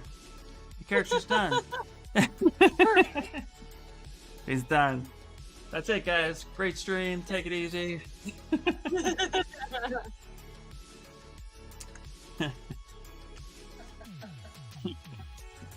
Stream elements came in right at the right time. Drums. They have everything. Like what's happening here? It might be 4K, but it doesn't feel like it. Exactly. So, yep. All right. And now I'm gonna go ahead and duplicate this face real quick now that I have all that, and turn off Dynamesh. Keeps groups. Turn off Adapt, size 5, and Z remesh with groups on. I feel like you're trying to make a statement. Well, it's a legendary.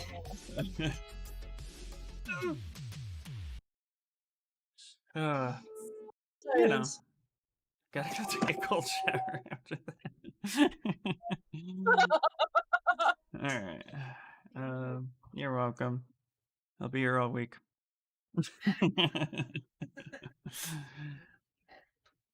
Alright, gonna Z remesh. I had to turn on symmetry for this trick to work.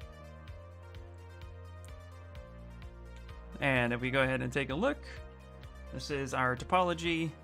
Now, of course, some areas like this right here actually need to change color because it's too similar, but I actually have some pretty good edge loops coming through. Primarily, the important ones are the eyes and how those are wrapping around. And this is why I do it with the mouth this way, so I can actually make the mouth bag. So it can actually extrude out certain areas. So this is where we're at. Let's go ahead and save it. Smithface says that siren that just went by is the Twitch booby police. Yeah, we gotta watch out. Here now. I mean, Twitch didn't say anything about zippers, so This is true. you know, I kind of feel like that's on them. He's back from his booby ban. Yeah, that's our goal. All right, I'm gonna take the Z remesh tool, and I'm actually gonna isolate this part right here. So this is why I Z remesh before the mouth. I feel like it helps me get the proper placement. And then I can go ahead and start extruding that in a little bit. Let's actually go extrude all. Let's make it an obviously different color. And then I just tap extruded a bunch.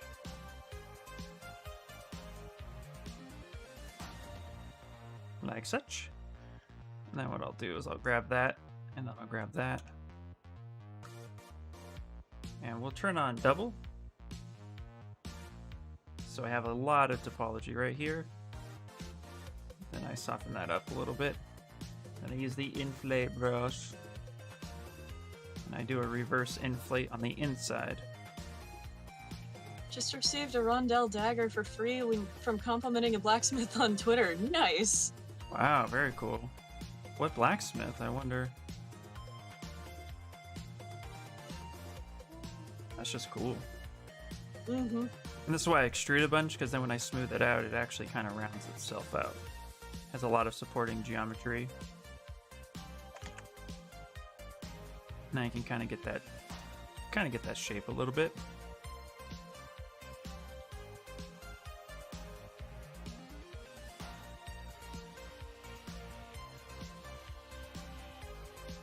And then now we start shaping the mouth a little bit.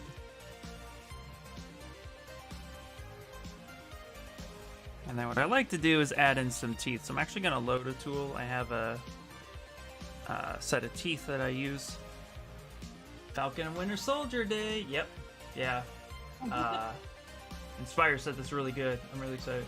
Really excited, actually. Oh man, that's dope. You want a free day? All right. Wismar just he posted the Twitter link. Nice. Very cool. Mr. Randall. Low. Randall. Luke Core, what you watching? What am I watching? Okay, I'm gonna merge visible.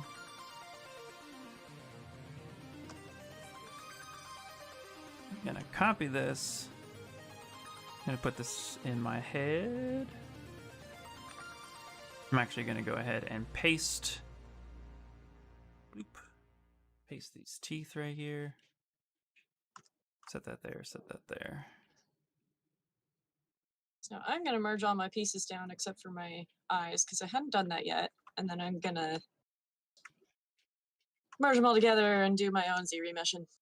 Nice. Yeah, I created a set of teeth and tongue that I like to utilize.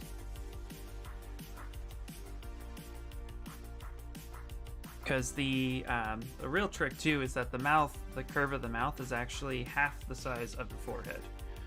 So however you shape the forehead, you gotta divide that in half for the mouth itself.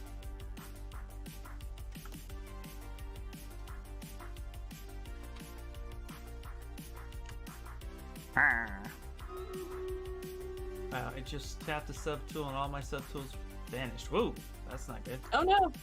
This kind of sounds like an FF Final Fantasy X Blitzball music. It could, yeah. Was that from the Ryan model? No, that one was not from the Ryan model. This one's actually my own set. I could have used the Ryan Kingsley model.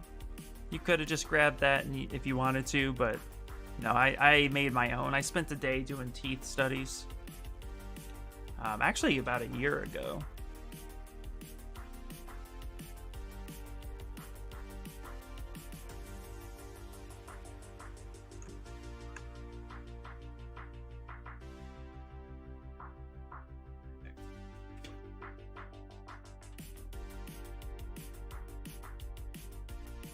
Teeth are weird.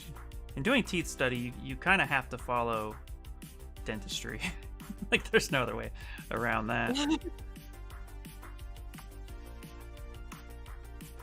right, let's go back to smooth.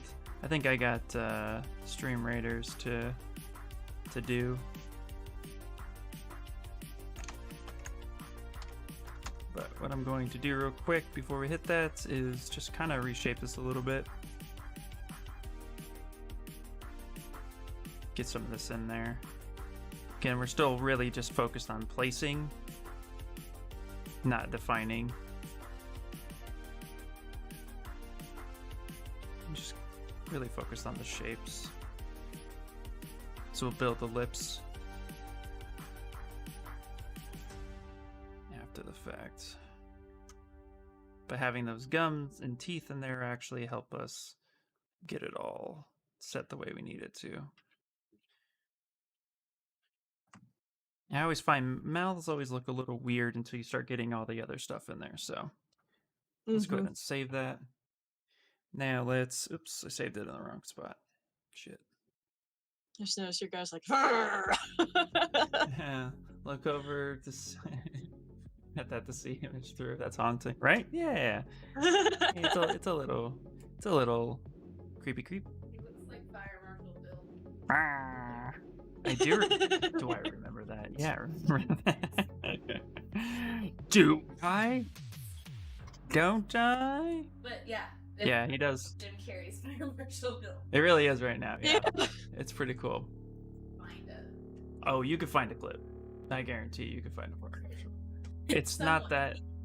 Thank you. Yeah, it's a Hold that for a second. I'm like, shit, hold on. surprise. We're doing a likeness study.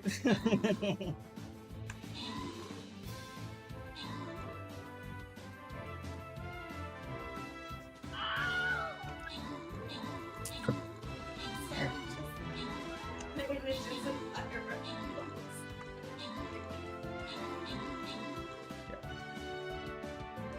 Bill. They do some weird things. No. I don't know if this is good. Sorry. Hey, next Nox. Wow, the wall of a link. that's a link. That's a link and a half. Here, don't worry. We'll get, we'll get that really. We'll get that up there. All right. Slow B and Death. It's rigged apparently. Bing shaped. Yeah. I'm too wrapped up in my head. I keep forgetting to place anything. Yeah, it's okay. You're good. All right, people. You ready? You ready, people? Yeah, you haven't lost any battles today without me, so. Yeah, there's a bunch here too.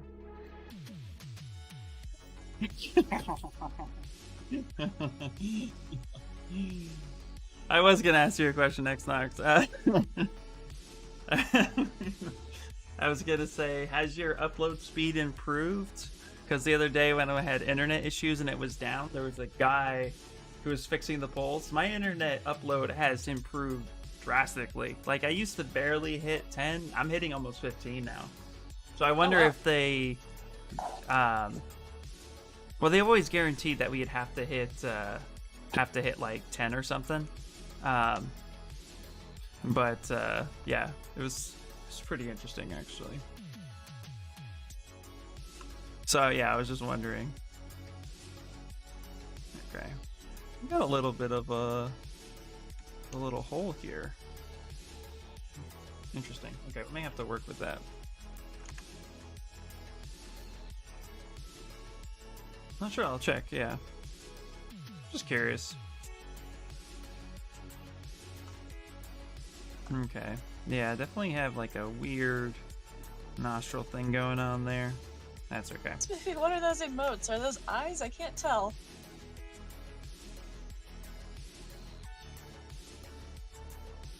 It's okay.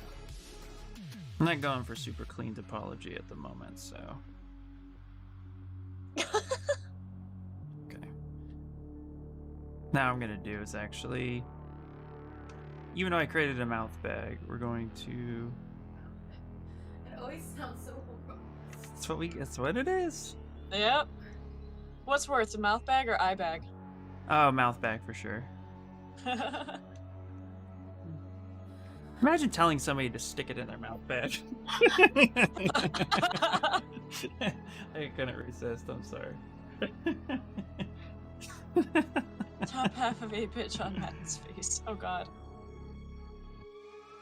You know, like, yeah, I think that's way worse than eye bag.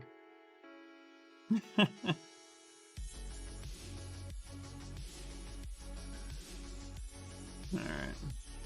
For some reason, the phrase fat pads always kind of bothers me, but that's what they are. Oh, fat pads? Yeah. Yeah. 100% agree. It's a funky name for sure.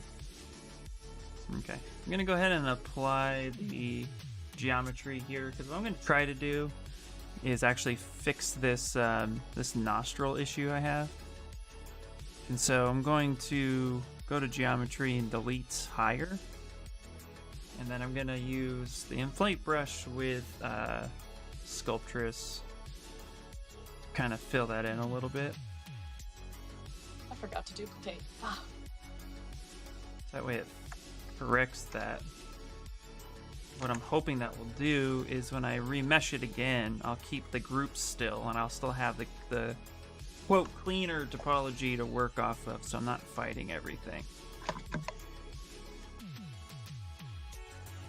So now I'll go ahead and I'll remesh this at 10 by keeping groups, and let's give that a shot.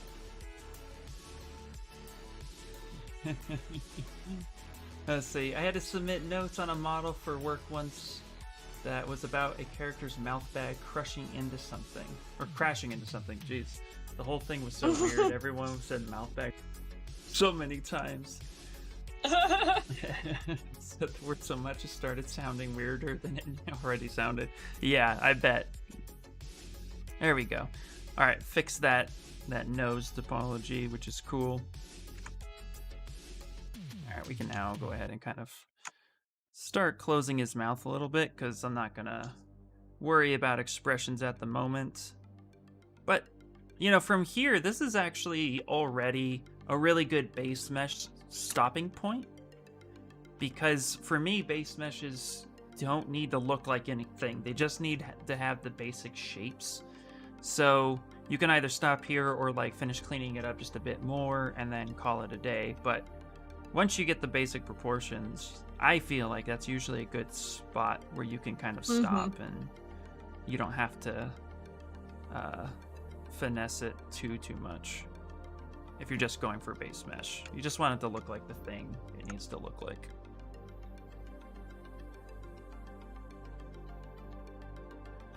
Unless you want to sell it, then you really gotta, then we gotta go further.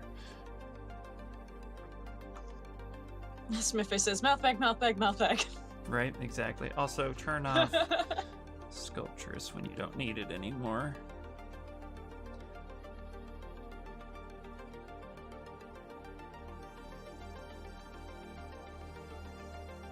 See, now we can start bringing in the cheeks a little bit. So I feel like I spend a lot longer on the setup than some people, but then I feel like it just helps me kind of move forward and it guides me a bit. Yeah, I feel like having learned hard surface now, or at least the method I'm using for hard surface, I'm trying to get better at setting myself up right in organic too, because that's my hard surface method is all about setting yourself up right. Right. Haven't fully adapted that to organic yet, because I just get carried away and keep sculpting, and then I'm like, oh wait, I should go back a couple steps. This project I'm working on, Xnox says, is called The Meat Hole. And the little boy in me screams, yeah! It's a fleshy ground beef fork. Yeah. Speed test up, the website won't connect. Okay, well, maybe it's just for me, buddy. Maybe it's just for me.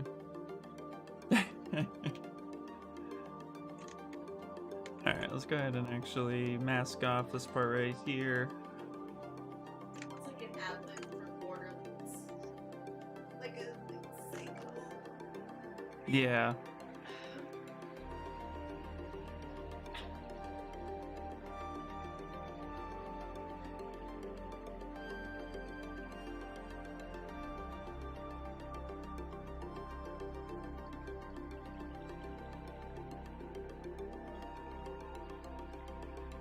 Now, one of the other tricks I learned too when trying to close a mouth or open a mouth when you already have decent topology is actually going to brush and going to Autodesk and actually turning on topology, but then adjusting the range to like a 2 or a 3. And then what that can help you do is pull on surfaces that are really close together and get them very, very close, so that you can actually end up closing them with a bigger brush. And then once you get it pretty close to close, you just take the inflate brush and you can lightly tap them together. And then if you want to open that back up, all you have to do is just take that, take that move brush again with that range, and you can actually just start opening the mouth again.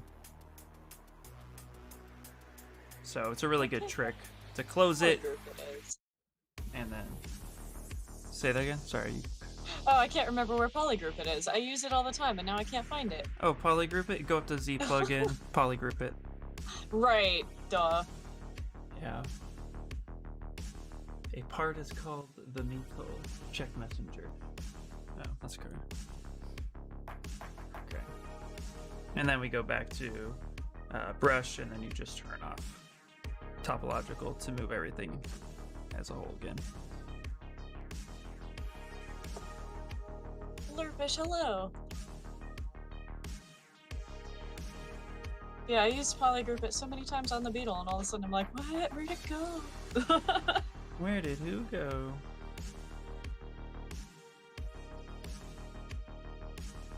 Okay, now I'm gonna carve in the lips a little bit.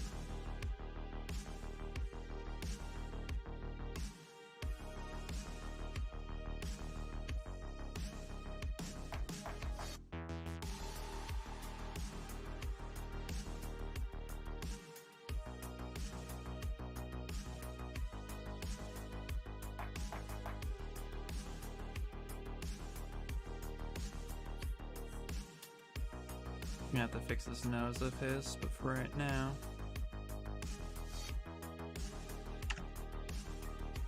Also, the other thing too I like to do is make sure that the mouth is kind of stair-stepped a little bit.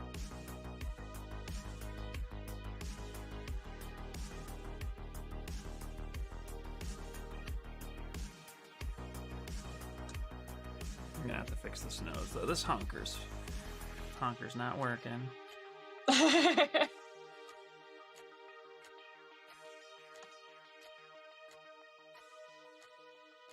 think it's also 2 rounds. I'm gonna try squaring it off a bit.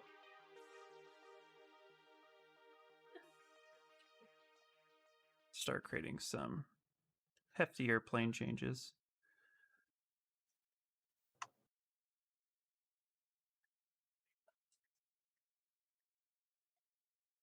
And also too, his lips are really small, so we're gonna have to really focus on making these a bit bigger.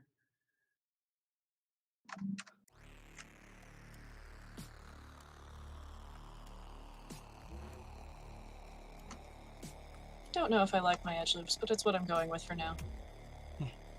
Gotta start somewhere, right? Yep.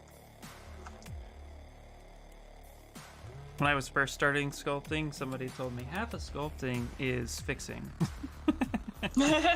Put something in, fix it. Put something else in, fix that too.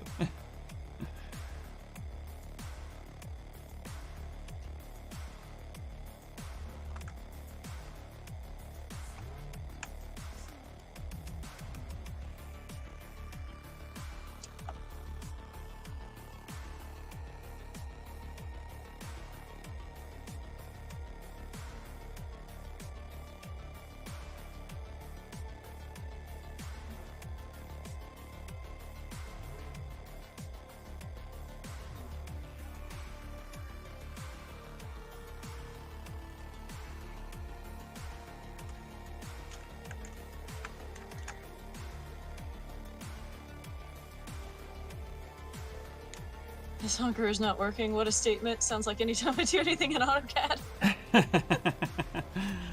Yeah. Yeah,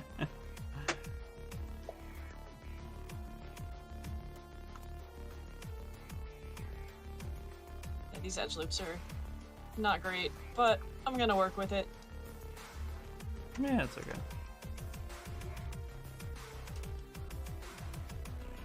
Yeah, do you start your journey in 3D with box modeling or jump straight into sculpting? Ruben, I start straight into sculpting, but I use the blockout method. So if you were to scrub back, I usually just take primitive shapes and try to block them together, and then I start merging so I have something to sculpt from. But generally speaking, yeah, I'll go straight into sculpting. I learned Maya first, so I started with box modeling. Mm-hmm. And once I got more comfortable with ZBrush, I try not to use Maya for anything. I just jumped straight into sculpting at this point. Is this a self-portrait? Not intentionally, but I started doing my own ears, and then I also started doing my own eye shape. Ah, there you go, yeah. You started with it. Oh, I think I misread this question too. I was talking about this project. I did start with box modeling, actually. If we're going back.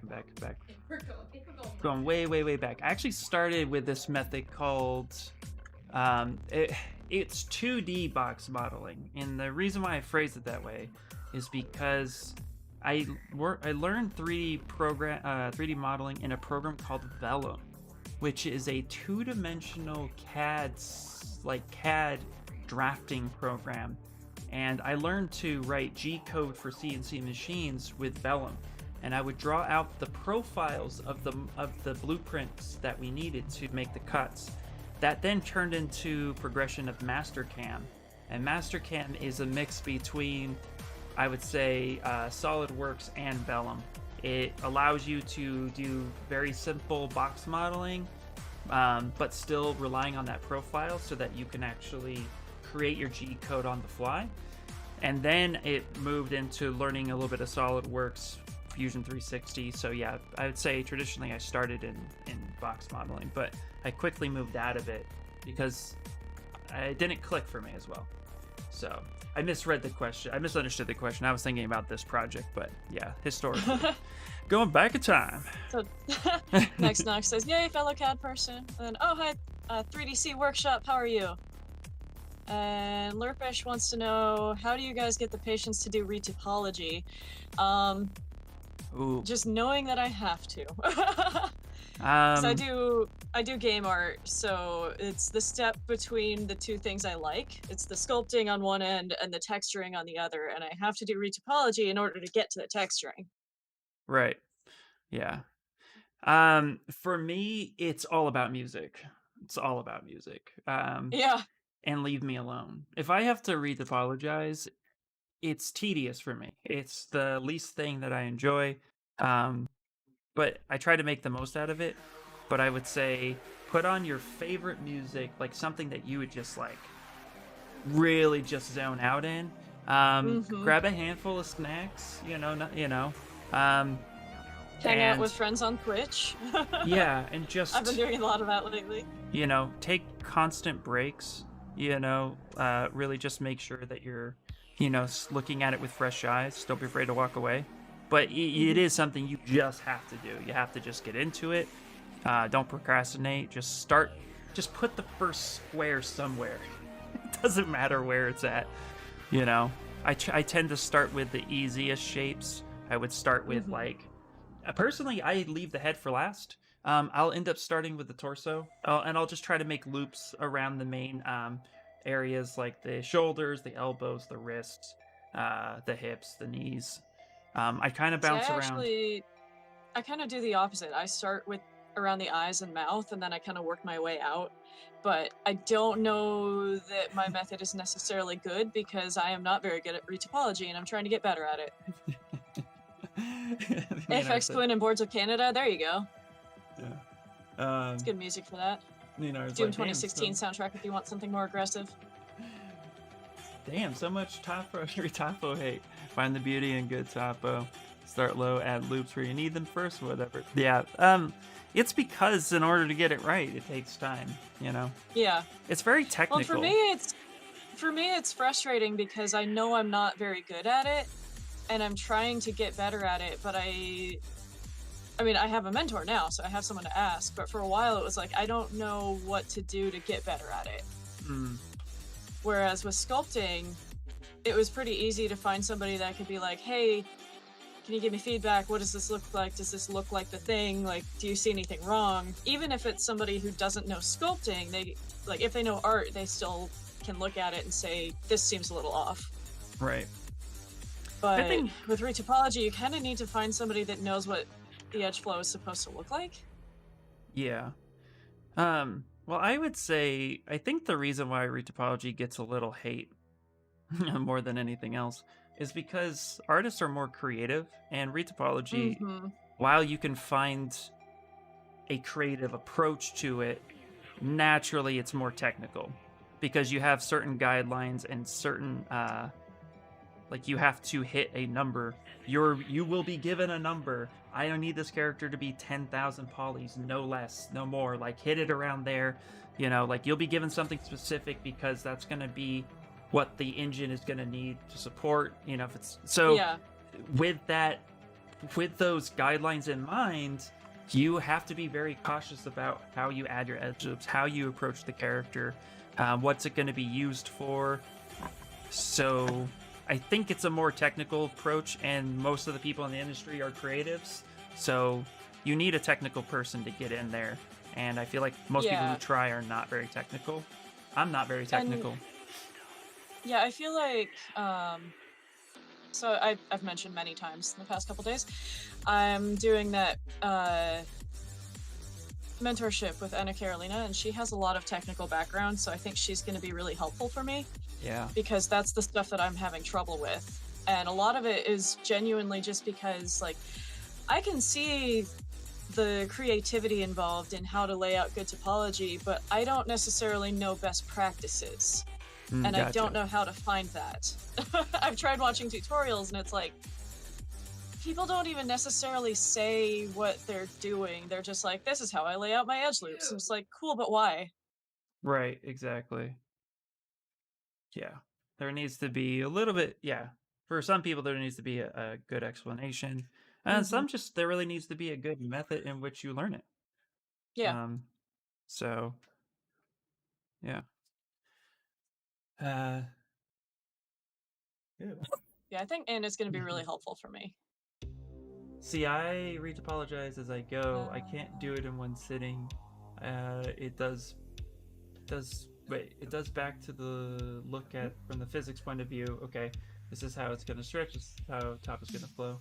I don't have to use creasing because my flow is good from the start. Yeah. Why does it look like Vision now? Because Vision is handsome as fuck. Feels like a puzzle to me, which it does to me too. I don't generally like puzzles though. It's kind of like playing Sudoku or one of the Unblock games. Necrophages for max aggression. Nice. I've been also focused on this, Ryan. I see them. Yeah, well, I don't think you've been seeing them yet. Anna Carolina is so cool. No, she really is, yeah. Mm-hmm. She's awesome. I've been very slow on the message front today, everybody. Sorry. Liverfish says, I like puzzles, but it feels like a really shitty puzzle. It does feel like a really shitty puzzle. Yeah, I used to I genuinely enjoyed retopology, but it was because I didn't know that I was doing it wrong. Yeah. I understand the concept of you want more edge loops and things that are going to deform. I understand that you don't want a quad to be bending. Like, I don't know the best way to describe what I'm trying to say, but like you don't want 2 points to be folding towards each other, if that makes sense. Like, you don't want it to be a diamond on an edge loop. Right. Yeah. And then like I can look up what typical edge flow looks like on a human, but aside from that, I'm like, what do? Right. Yeah. Yeah. There's definitely heavy there's rules of thumbs. Again, you know, anything that's going to get animated and have heavy movement can't have triangles or or n-gons. Just don't even.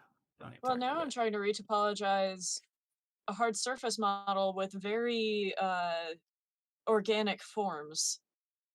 Right. So I'm like, what do? I've never even retopologized anything that's super hard surface, so it's like I've never done not fairly even quads. Uh-huh. So that's different. Yeah. But then also he's not just flat faces, he's very organic still. Yep. So I'm like, what do? In likeness sculpts, what facial area gives you the most difficulty? Question for both of you from the Happy Extruder. For me, the hardest thing for likeness sculpts, I'd say that the hardest thing for me to get right in likeness sculpts is determining all the high points and low points. I tend to focus on making sure that, you know, where the light hits in the likeness and you see those sheens, those are all your high points. And when you're trying to see it all from every angle, if you don't know the person very well, then it's hard to see. Like, I'm doing a likeness sculpt right now, and I turned it to profile. It looks like her, in my opinion, from the face and even from the 3/4, but I don't have a good profile picture of her. And so it looks a little alien to me. But also, too, in my opinion, likeness sculpts look alien until you add eyelashes. Eyelashes, if you remove them from somebody, it looks really weird. And so for me, that's a hard one to get right, is the high points, making sure it doesn't look too alien.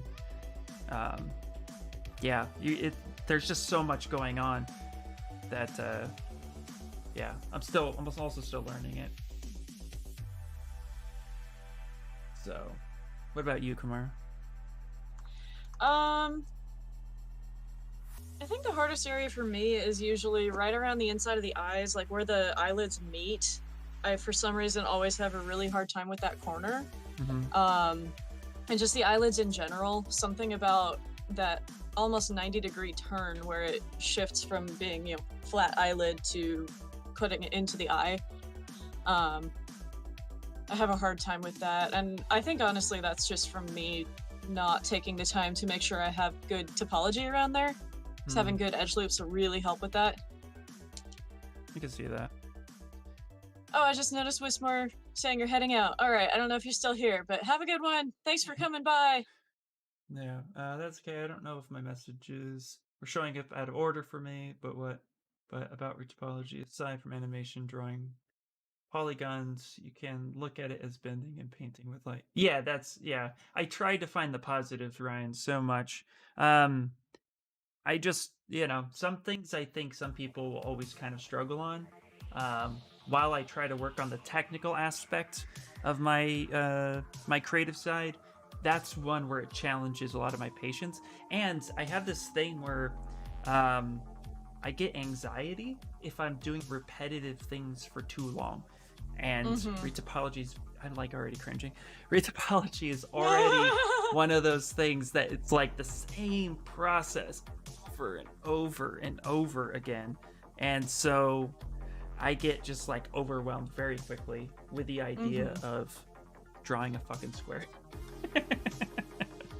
So, yeah, I think that's what it is for me. I try to get better with it, but at the same time too, it's like I tell people, luckily in toys you don't have to retopologize unless it's actually required.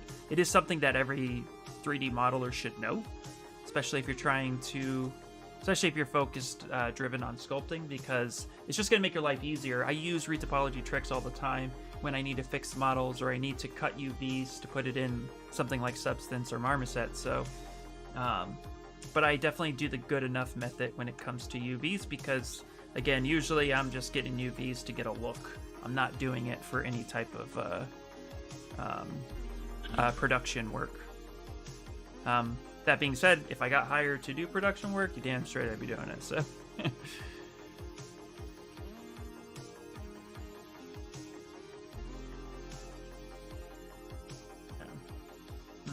like my partner works in TV VFX. Good retopo is the last thing on his mind. Yeah, I get that. Y'all work off a scan, the kit bashing. Oh, geez, that sounds awesome. Retopo is like painting a house if you want to get it done in one coat, but you can't. I think I should make a retopology course. Ryan, if you do, let me know. I will totally buy you coffee for a retopology course. I have not found. Now, Shane Olson has done retopology, and so when I say the statement, it's not knocking on it. But I have not found anybody who's explained it well enough for me to grasp it and like it. I've grasped it enough to be like, okay, I'll do that.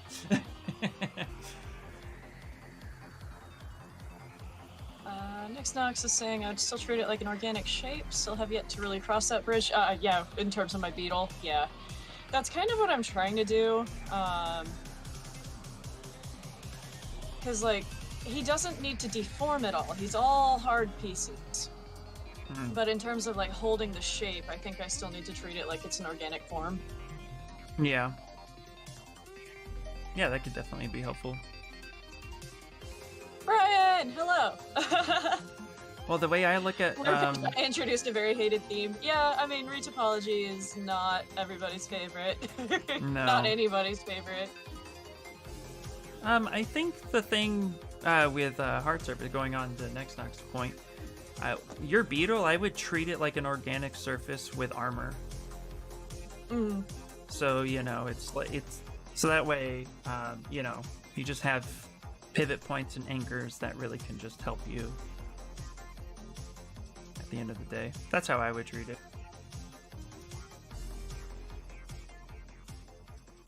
Because it just makes the most sense. If it acts like a character, it's organic. Unless you're a Voltron. Yeah. Hey, Smokey!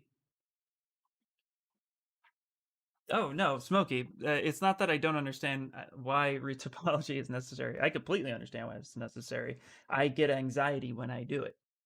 The way I've been taught how to do retopology is so repetitive that it actually, like, it hits a certain thing with me. When you said that you get anxiety with things that are repetitive, it suddenly gave me a flashback to when I was in drumline in high school. And if we were ever not getting a certain part in the music, we would just have to keep doing it and doing it and doing it until we got it right, even if it was just like one bar over and over and over. Mm, So it would get to the point that I would start messing it up worse and worse because I started thinking too hard and getting anxious. yeah. Yeah. And see, a lot of people misunderstand when I say I don't like retopology, their go to is, oh, you don't do it or you don't understand it. No, I definitely can do it and I do understand it. And if it needs to be done, I will do it. Like, no problem. Hmm. It's it's what it does to me, you know. Right. It's kind of like why I got out of aerospace in the first place is because I would stand in front of 2 to 3 machines cutting the same bolt over and over and over again for Hmm. 10, 12 hours straight, and that repetitive thing for me is soul sucking. And it's knowing that about yourself, So that's Right. how I see. There's certain things that I can do that are super repetitive that I end up feeling kind of meditative about, Mm. but there are other things that, yeah, I can't do it very well either Well, see, that's so funny because it's just like, because I I played the drums consistently for about 5, 6 years. Although I didn't do like a drum line or anything like that. I wasn't like part of a oh marching yeah, band. I just played see, I music. was playing bass drum, so if we're playing the same bar over and over and over, I might have one note and I'm just sitting there counting and counting and counting and then hit that one note. Mm, gotcha. Yeah. And yeah. No, that would drive me nuts and make me want to leave band. Hmm. So, okay. So, Well, it would be something like maybe I was getting it, but because somebody else in the bass line wasn't getting it, the whole bass line has to keep practicing over and over and over. And because the bass line, there are 5 bass drums, and it's kind of like a single instrument being played by 5 people. mhm. Um, and if somebody else was getting it wrong, the more we did it, the more I would start to get it wrong too. And then the instructor would just be like, "What are you doing? You had it right. What?" Well, some of that too. I blame the instructor on. Um, Oh yeah. I'm I gonna mean, take he it. was like 23. He didn't know what he was doing either. Yeah. So there's still stuff I need to fix in my face, but I just kind of wanted to show where it's at right now. Um, but yeah, Smoky. Okay, yeah, everybody does. It's boring. Um, no, yeah, to Ninar's point, if they're not asking for good retapo, don't do it. Good enough is good enough. Um, but Slowby My asked, "What do you Beetle think?" is for a portfolio, so it needs to be good retapo. Yep, I agree. Yeah, if it's for a portfolio, good enough is not an answer. Yeah. What do you think is the easiest workflow to a decent render? Okay, so I'm gonna ask you, Slibby to actually kind of redefine what you mean by decent render, because for me, decent render is either sending a quick render that showcases everything, but not portfolio worthy, or do you mean portfolio worthy, or even to the point maybe you just want something nice to set up. Uh, to like social media or something, and then I'll answer your question because I'm I actually tell people to learn how to render in ZBrush if you're using ZBrush because you can get a decent render in there. So I just picked up my Rendering is another pen. thing I need help with. Inspire says, I picked up my pen and tossed it at my screen at the same time. My day's going well. Social media level. Okay, cool. So for social media level, what I would consider to be a decent render, and I'm actually going to go ahead and showcase it on my little guy right here. So a decent render would be something that kind of just makes it stand out a little bit, but you're not really worried about it. So a good workflow for me is to follow the photography rules, which is get a nice fill light, get a nice rim light, so that your object stands out from the background. And that can be done in any program whatsoever. But if I were to do it in ZBrush, for example, I would turn on perspective and set my camera to be about 110 millimeters. So for photography standards, 85 millimeters to 200 millimeters is a perfect millimeter focal length for headshots. So if you're doing characters, kick it around there, you'll be fine. The reason why I stick on 110 is because I think it looks pretty nice in ZBrush, and it gives me what I want. And then what I'll do is I will go to my lights. So I'm going to pop my lights over here. I turn off the main light, and I automatically set up a rim light. That's the very first thing I do, because then I can really showcase how my character is going to stand out. And I'm going to kick this up at like a 0.9. And I just noticed Lurpish asked, what about environments? You guys do environment stuff. I personally don't. okay. Sorry, not to interrupt your No, you're rendering fine. thing there, but No, you're totally good. I do some environments, but I'm not an environment artist. Mhm. But so I'll set up a rim Yeah. light, and I'll make sure that the rim light is nice and it's showcasing the model as I want to see it. And I also do the diagonal lighting setup, which is another photography trick. So if your rim light is to your left, make sure your fill light is to your right. And so I'll turn back on my fill light and I'll adjust that to the right. I'll also try to mimic sunlight, and sunlight comes at a 45-degree angle from a top. This will give you more of a natural setting. So I'll do something like that. And this is a decent two light setup, right? But we still have some harsh shadows.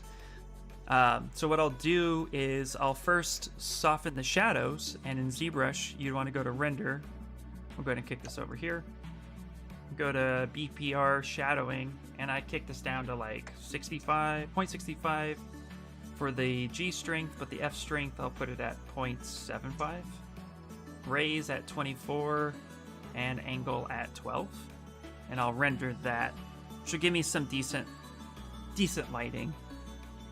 And then if I want to add one more light, I'll add in a secondary like a bounce light almost, which will be on the same side as your rim light.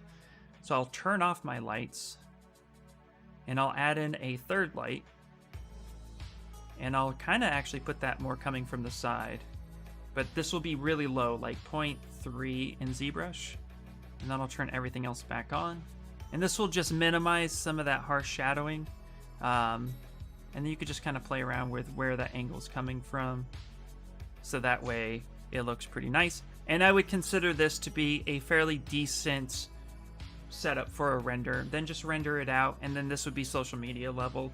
You can play with the background a little bit more, but I always start with the lights, get it locked in on how I want to see it, and then of course you pose it, render it, and then set it up. That's how I would do it.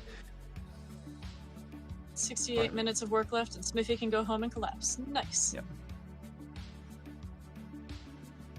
Yeah, as far as environment stuff goes, I have a lot of environments in mind that, like, I've had these projects in the back of my head for years that I would love to make, but I'm too busy trying to get better at characters and props, and I've never even taken the first steps to learn how to do environments. I've been paying attention to my buddy Martin.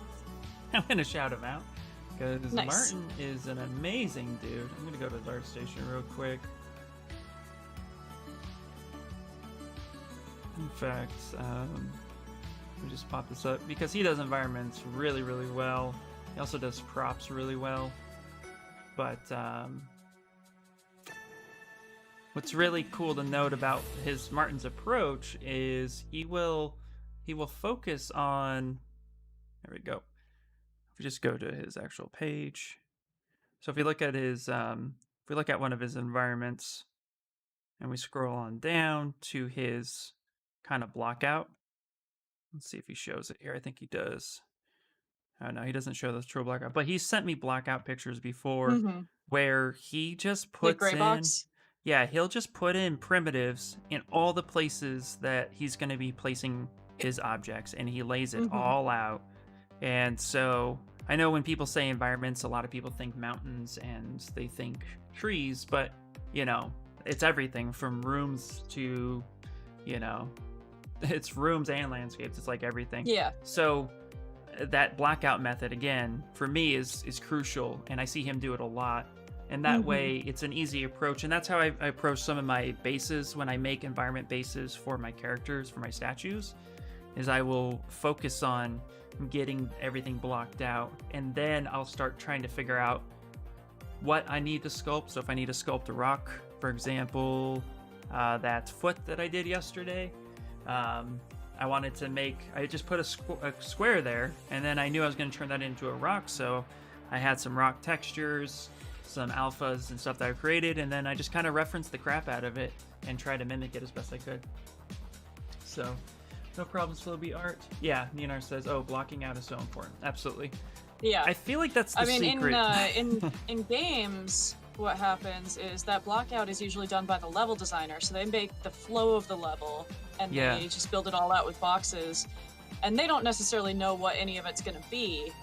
It's just like, okay, we need an obstacle here, so there's a box. Or we need a wall here, here's a wall.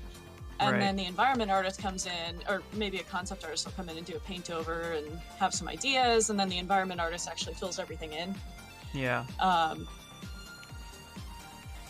So I say I don't know where to start with environment art. I know the process for how it's typically done at a bigger game studio, or vaguely anyway. Yeah. But I don't know how to actually build an environment. Like, one thing that I am fascinated by is people building interiors and exteriors of the same object. Like if they're building, say, a vehicle, and they build the interior and exterior of it, because a lot of times in modeling software, you can't really go inside the model. So I'm like, how do you do that? Yeah. Ryan says here, environment is a character in itself. It is. I agree with that. It is, yeah. It's definitely a character in itself, and like anything, I don't know. I'm the just learn by doing guy. So if I want to try to do it, like my environment exposure is literally, I just pop in there and give it a shot and see what happens. Yep. And worst case scenario is that I really just mess it up. That's my eventual plan. Like I said, I have all these projects in the back of my mind that I've been wanting to do forever. I just haven't. Right.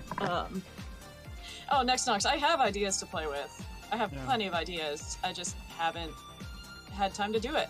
I mean, I haven't had time to work on the characters I want to work on, let alone picking up a new skill set. No. Leonar's working on a castle.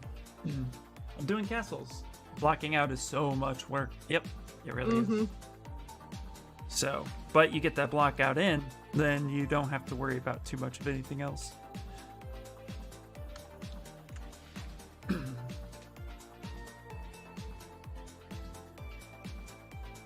Blocking out is so much fun. Can I post the block out of my project you just showed on the stream? Oh, you can. I can post the block out. Yeah. Wow, I can't read. Yes, Martin, please do so. I would love. Please do that. Don't mind me, guys. Smokey says, if I think if I were going into game dev, I'd probably do environment or level design. Honestly, if you're going into game dev, it's a lot easier to get into environments, or even easier to get into level design, just because fewer people do it. Right. So it's less competitive than characters. That's a good point. But also, knowing what you do for work, I think you would probably really enjoy level design. Yeah. Well, yeah. Rooms, buildings, landscapes, islands, mountains, doesn't matter. I'd probably have the same level off meticulousness. Yeah. Yeah. Mofafa says, I love making this for my friend's workshop. Yeah. Woohoo, nice. Very, very nice. Yep. Yep, nice block out. Yeah, that's a good block out. Yeah. Yeah. I want to see Martin's block out too. Just sounds like a nice idea. H-Pain, I was working on a cockpit months ago. Lots of hiding shapes and pulling stuff over to the side. Yeah, I bet. And then moving it back into place. Yep. Yep. I'd like to be good at level design, but hey, you can't be good at everything. Am I right? Exactly. Yeah, exactly. But give it a shot. A few things in game design. I cannot do it all. That would be me. That would be music and level design. Yeah, I'm personally, I've always been one that kind of tends to learn a little of everything and then never gets masterful at anything. So yeah. I've been really trying to focus on just doing characters and props because Jack of all trades, master of none. Yeah, I don't want to be a jack of all trades. I want to eventually be known as the creature person. So. Well, there you go. Yeah. Yeah. I think there's definitely there's a benefit to being a jack of all trades artist. Hmm. But yeah, it's also important to really get in there and start focusing in on a specialty. But when you're first starting out, I think it's beneficial to try everything. Yeah. You know, um, that you're solid. No, thanks, man. Thanks, my papa. Yeah, same Camaro. Nino says jack of all trades, master of none. Yep. Typed it as you said it. Oh yeah. Well, that's what my mom used to tell me that all the time. You're just the jack of all trades, master of none. And it's like, well, I am the type of person that needs to understand it. In order for me to get it, I have to understand it. And I know that's just something about me, and that's okay. Nothing wrong with that. But I decided to hone in on.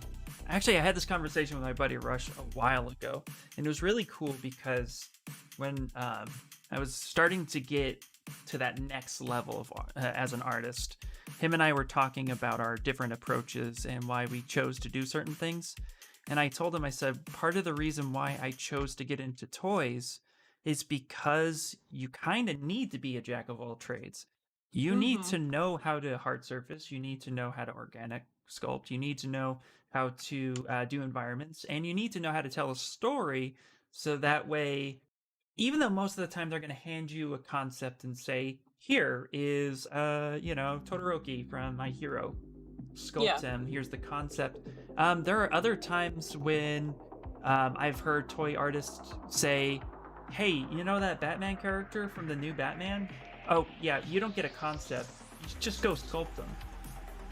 Okay, so you got to go find all your reference and sculpt them as best you can, right? So that happens too. So if you understand all of those things, then it'll be easier for you to lock that sculpt in as quickly and efficiently as possible. And so I chose toys because they want you to know a little bit of everything. And since I already have the manufacturing background, I don't need to relearn that, which they also would like you to know a little bit about, at least understand it, so that way hey, avoid that overhang, jackass. Right. We can't injection mold that without, so fix it. Those are the little things that, you need to understand, you need to know. And so that's why I chose toys.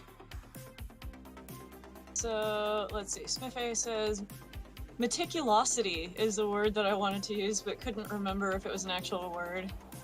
And Lurper said, same, I'm a jack of all trades, but a bit worse. My specialty would be probably programming, but I go way beyond game dev with programming, so yeah.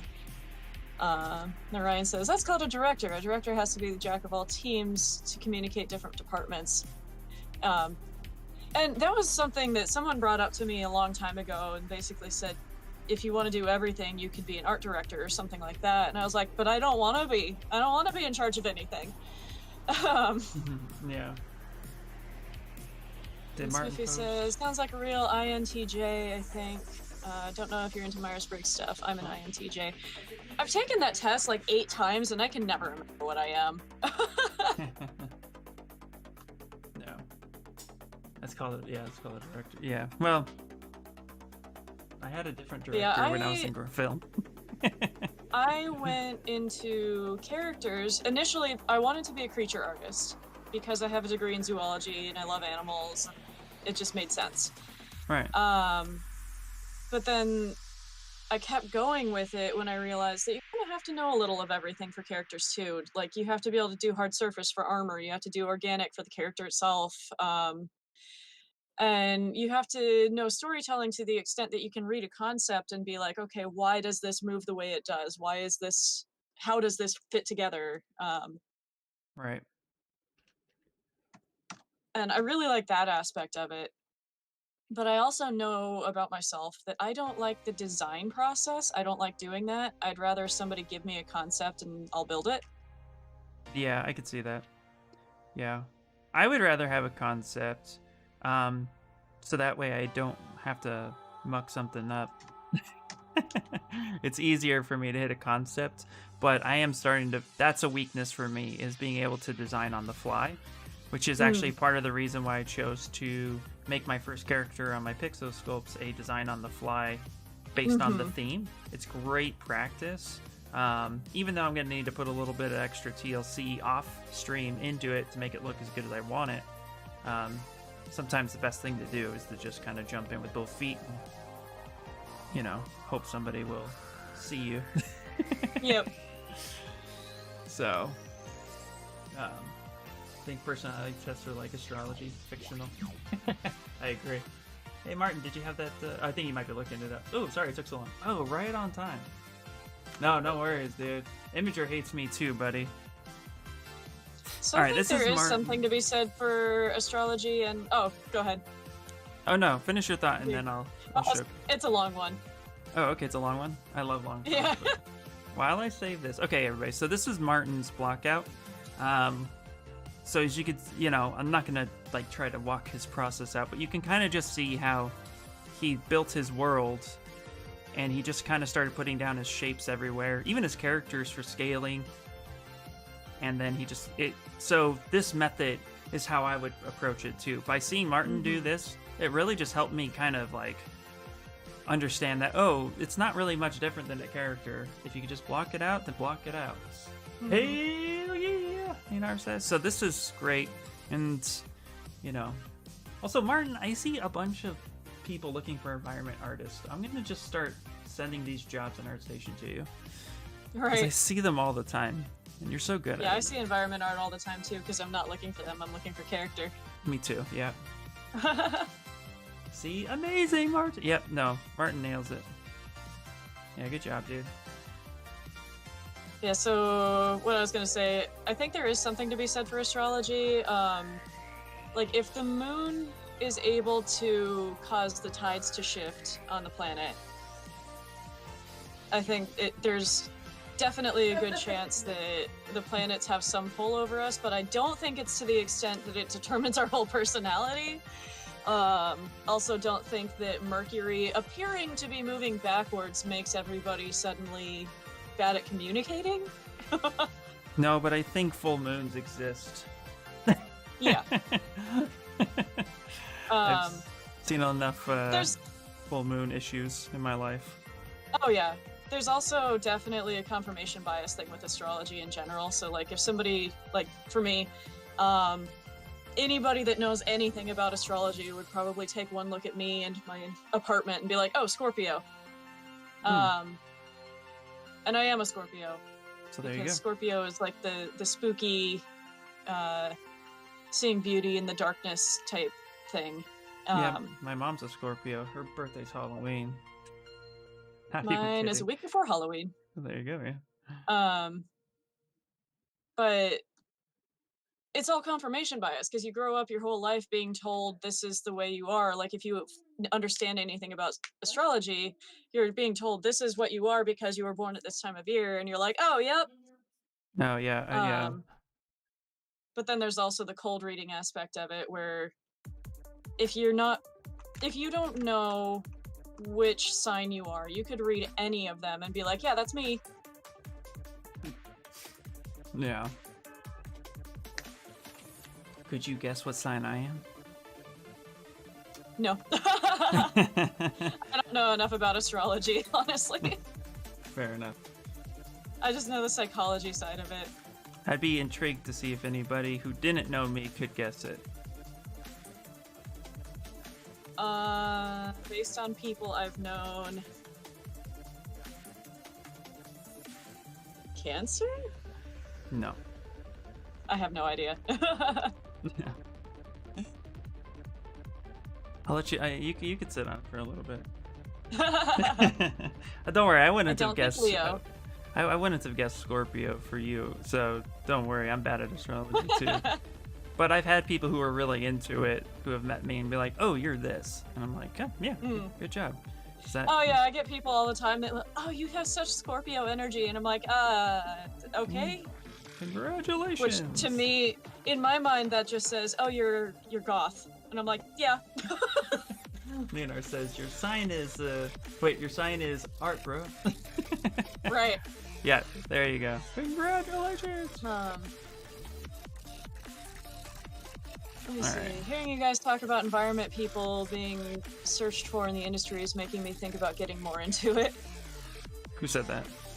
Lurpish. Yeah, do it. Yeah, I wouldn't say they're like in desperate need for environment artists, but if you want to get into the industry and you want to do art, environments are definitely a much easier way to get in. My logic with the full moon and violence was just that it's lighter out at night and people drink. Maybe. But I do honestly think there's something to it with the fact that the moon can control the tides in the ocean and we are made of so much water. I think there's something like a magnetic something, or I don't know, gravitational pull that messes with us a little bit. Aliens, man. Aliens. I only Next half says, I am a spooky see the beauty in the darkness thing, but I am a Cancer. Astrology signs have such general statements that you could use anyone. Yeah, could be any one of them. I'm a Scorpio, rock on. Nice. Doesn't have to be Sister. Canadian-based, Nina. Isn't your company wanting such an amazing character artist like myself who would be willing to retopo? My sister is good at reading those things and guessing people's signs. Who am I to judge? Yeah, no, yeah. Smithy says gravity.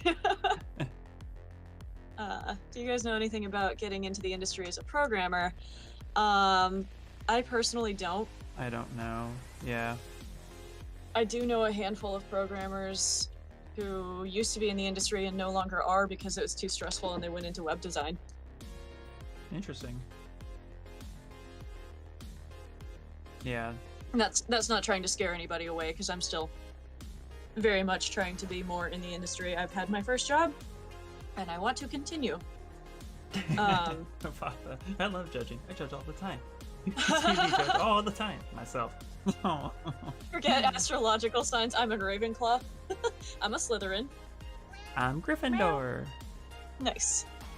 Now that you probably could have guessed. Yes. Yeah. Okay. Ugh. Here's my Slytherin kitty.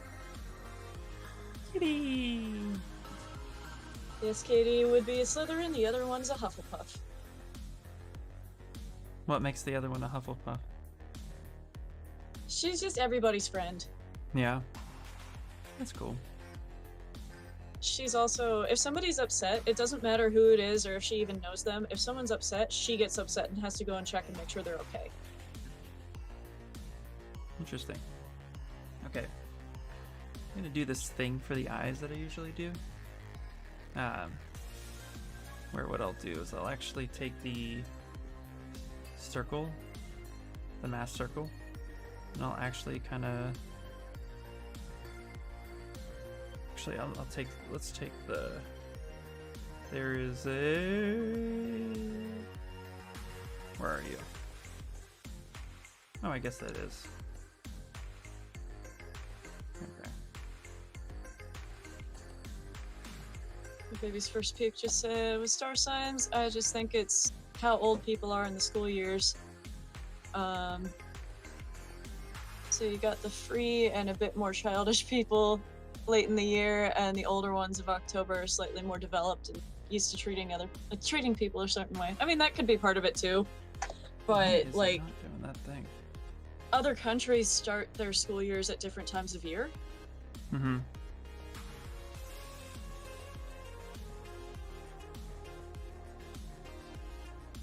It's not letting me... I'm hitting a weird bug where I can't actually hit the spacebar and move my mask. Oh, weird. I'm now kind of annoyed by that. So I'm just gonna go ahead and... Maybe reload ZBrush? Hmm? Maybe reload ZBrush? Yeah... I guess, maybe. Well, the other thing I can do is just take the move brush. I do this trick a lot too, and I'll go in the center, line it up, and I'll grab and I'll hold Alt, and I'll just start pulling out a little bit of the eye. What I'm doing is actually moving along the normal. So for eyes, if you pull out kind of the center and just get like this little dome effect happening, it gives you the sense of a pupil. Mm-hmm. And then what I'll do is I'll put that in the center and I'll actually scale that up a little bit. And I'll readjust that eye to fit where I need it to. But now that you get that kind of sense of a pupil sticking out a little bit, I'll kind of smooth that down just a smidget. A smidget. Yeah. But I always have the poles facing outwards because I feel like it's easier, or I've been told that it's easier to animate that way. It also tends to look cross-eyed if you don't. Yeah. Let's see here. Also to that topic again, it depends on the studio, but generally, level designer and environment artists are working closely together to create the world. The level designer does the block out. Level layout and placing the assets in the world, and brings the storytelling in the environment artists in. Sorry. The environment artist, however, creates the assets.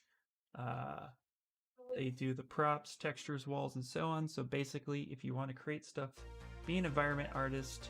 If you want to place stuff, be a level designer. If you want to rock the fuck out with me, you turn this song up.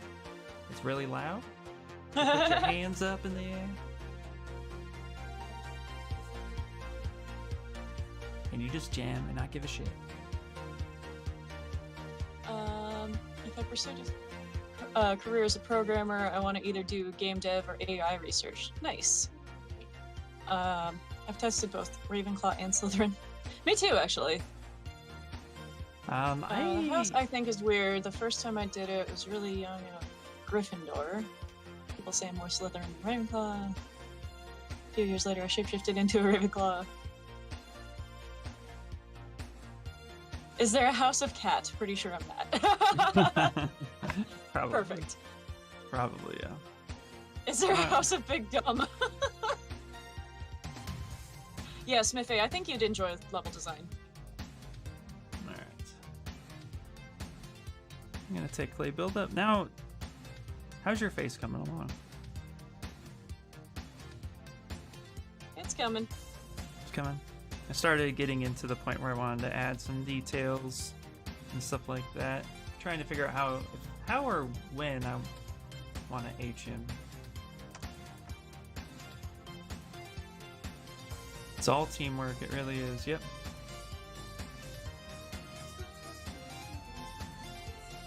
Receptionist.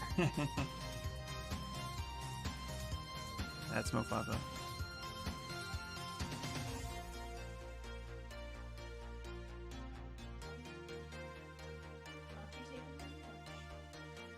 There we go. What I say is go after the thing that you pretty much think you're going to enjoy, and you know what that's going to be. Yeah. You know, like if you try a little bit of everything, you're gonna pretty much know what that is. So when you're starting out, just try a bunch of stuff, see what works for you, and then if you start landing on the thing that you're pretty happy and that you continuously want to do, yeah, that's where you should focus. I think I started to say earlier, but I distracted myself. I initially wanted to, well, I don't think I said I initially wanted to do concept art because I didn't know any better, but once I tried modeling, I realized I really liked that, and then I wanted to do creatures because of the animal thing. But then the more I thought about it, the more it made sense for me to do creatures and characters, because that's just like, that's kind of how my brain works. Like, trying to do environments and such, even if I have concepts and building a prop or a building or something from what other people have given me, it just doesn't interest me as much. Okay, I can see that.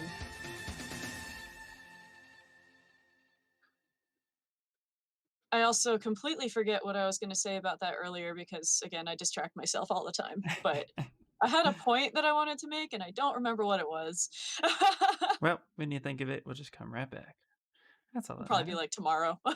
That's fine. Yep. Yeah. Let's see here. That's why people start off saying jobs like HR facilities is important. I want to slap them. Yeah. It's funny how they interchange as well. You can be an environment artist and go into level design and vice versa. I've seen this in in smaller studios. Yeah. Yep, an indie environment artist are basically doing everything. Create, place, story, lighting. Yep. Yep. Ooh, food's Yeah, here. the environment artist for the game I've been working on, yeah, she's been doing all the level design, all the environment art, all of it. We do have a concept artist who has been doing characters and environments concepts. So she's been doing some paint overs and such for both of us. Well, But so cool. basically there are 3 artists. There's a concept artist, there's an environment artist, and then me, the character artist. It's like Oh, the yeah. 3 of us are doing all of the art. Right, yeah. I just gotta follow. Who was that? Hold on. I think. Where'd it go? Where'd my window go? There it is. Oh, Next Nox. Wait a minute, I thought you were already following me. Nope. Guess not. But he ran. How dare no. Yeah. Yeah, it was me. Yeah. Oh, is there a battle? Wow. Oh, my bad. Wait, it's all about face sculpting. Realized I hadn't clicked it yet? Well, now you have. Welcome in. Yep, alright. Well, you know. I feel like there's been a massive dip in Stream Raider players lately. Are people back to work or something? Yeah. Hi, Luna. Yeah, exactly.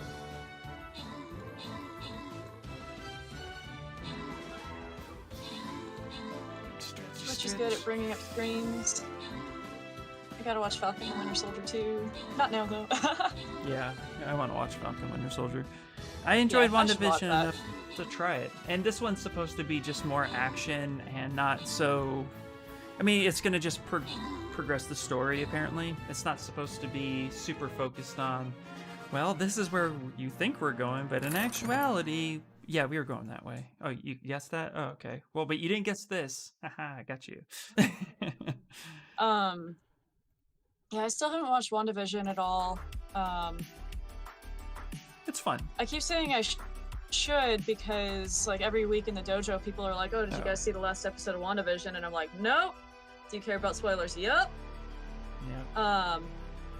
But my excuse was that I didn't have Disney Plus, but now I have access to a Disney Plus account, and I just, as I was saying earlier today, I haven't watched anything since January. Like, I've watched a couple movies, but like I haven't sat down to watch a show or anything since January because Right.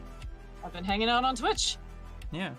Well, you know, a lot of it too is just like, for me, I used to play video games a lot. But I legitimately am like addicted to sculpting. It soothes me. It's a career I could focus on. You know, and every time I open it up, I'm just getting a little bit better, trying to just push myself each time. So, you know, I'd rather do that, but there are times I'm like, no, you have to take a break. Like, go play a game, go watch something. So I definitely force myself to do that a little bit more. Yeah, I had been fairly good about reminding myself to log off, or not log off, but like close ZBrush and play some games or something. But the past 2 weeks, I've been sculpting like 16 hours a day. Yeah.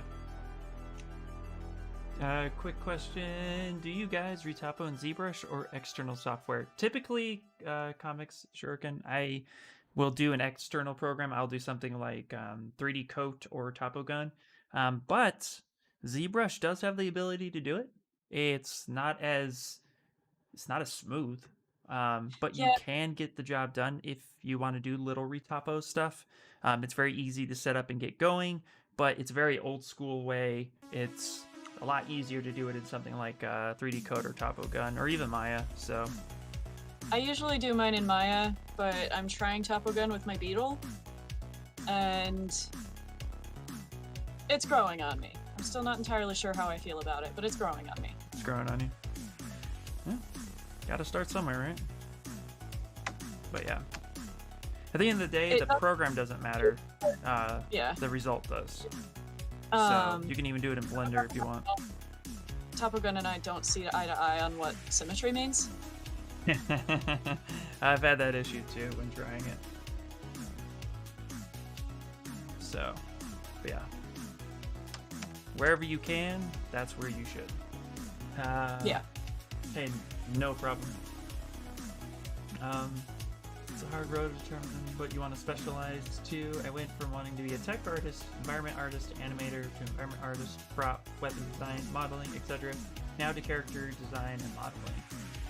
Yeah, Mofafa, that's the thing. It definitely can be hard to put your finger on it. You know. I mean, if you enjoy it at all, join me in the toy world. Just learn articulation next. You already know how to key things for prints, I'm assuming. And if not, it's really easy and you'll love it. Best thing I watched Atmospheric was Platform on Netflix. I did watch the Platform a while ago. That was a good one. Yeah.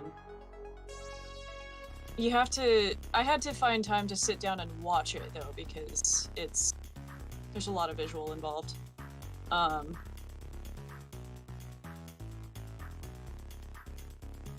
Just use Blender, and that's good enough for me. I mean, whatever works. There's nothing wrong with doing it in Blender. Nope. Get the job done, as they say. You know how it is. Blender's a cult, so I'm not really allowed to use other stuff. Yeah, that's the thing. You know what? That's what's so funny too. Is the same people who I used to like when I first started in ZBrush. Those same people were like, "Don't become a ZBrush cowboy, okay? There are other programs. Right. Do that." And those same people are like, "Oh, I only work in Blender now." I'm like, "Why? Right. Why did you become a Blender cowboy?" Yeah. You judge me? Do what works, you know? Especially if you have the flexibility to do it in whatever program you want. Like, you know, sometimes you That's get that flexibility. Well, I keep kind of thinking maybe, you know, I want to do what works. I want to do what will get the job done. But I also would like to learn Topo Gun. But I'm at this point where I'm like, I'm not great at retopology. Maybe I should just go to Maya and do what I know. Right. Get some decent edge flow, get this piece done, and then I'll worry about learning Topo Gun later. I don't know. Yep. Because I feel like I'm taking about 10 times longer than I would in Maya to get the same work done. And it's not the program's fault, it's the fact that I'm not comfortable in it yet. Right. Yeah. Exactly. Yeah, Carbon does his and Maya, and that works, you know? Again, do what works. There's no wrong way. You know, if a company asks you to do it in something, I think, you know, if a company asks you to do it in a certain program, you know, that's when I'd be like, okay, I'll like go learn that program real quick. The chances of them asking for a specific program are pretty slim. The chances of them only having the availability of one program, that does happen. Yeah, that's different. Yeah, because they invest their time and money into something that the majority of their team utilizes. So, yeah. But you know. If they're asking, like, if they only have access to one program, it's probably going to be Maya or Max or something like that. Yeah. But most of the time, you'll start out freelancing. Like, I'm still freelancing, and they, you know, I tell them I have this. They don't care. They're just like, can you do this? Can you design this? Can you make this thing we need you to make? Sure. Yeah, the company I've been working for, they don't care what program I use, so long as I get the work done. Right. So send them some FBXs. That's pretty much it in a nutshell.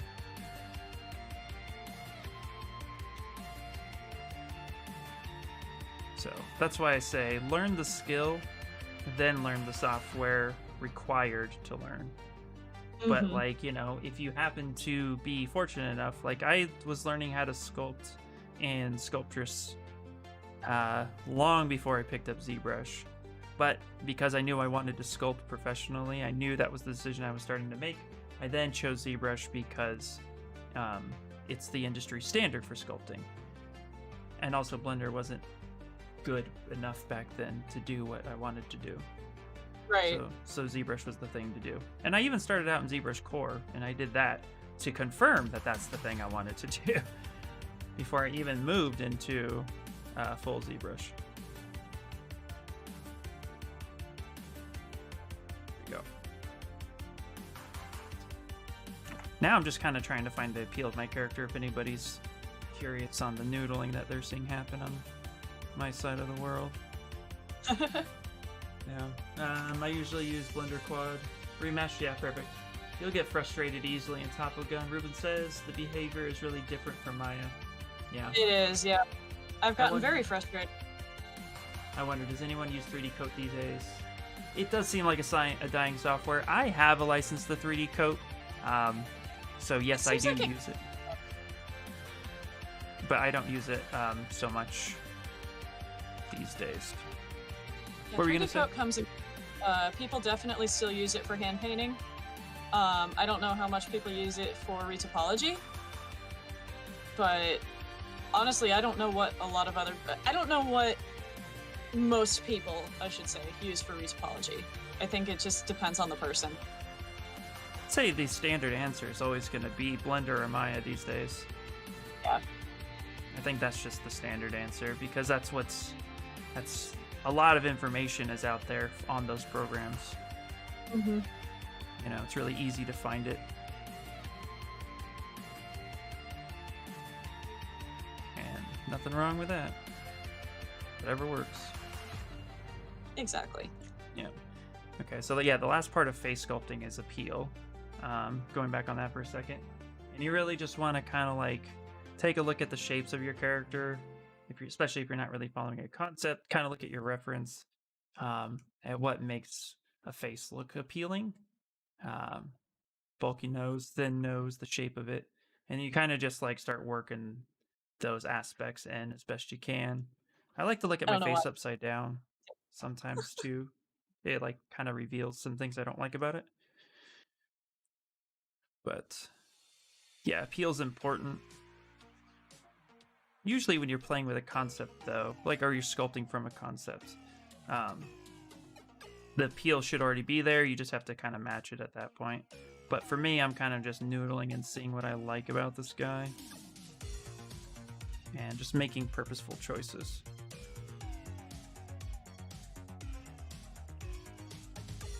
I'm doing a tiny bit of painting and making it me. Yeah. Starting to like this Batman I've been working on. Still not really loving his face though. Says Inspire. Believe it or not, I prefer ZBrush for retopo. Ooh, interesting. I like it too. It can be a bit buggy sometimes though. Yeah.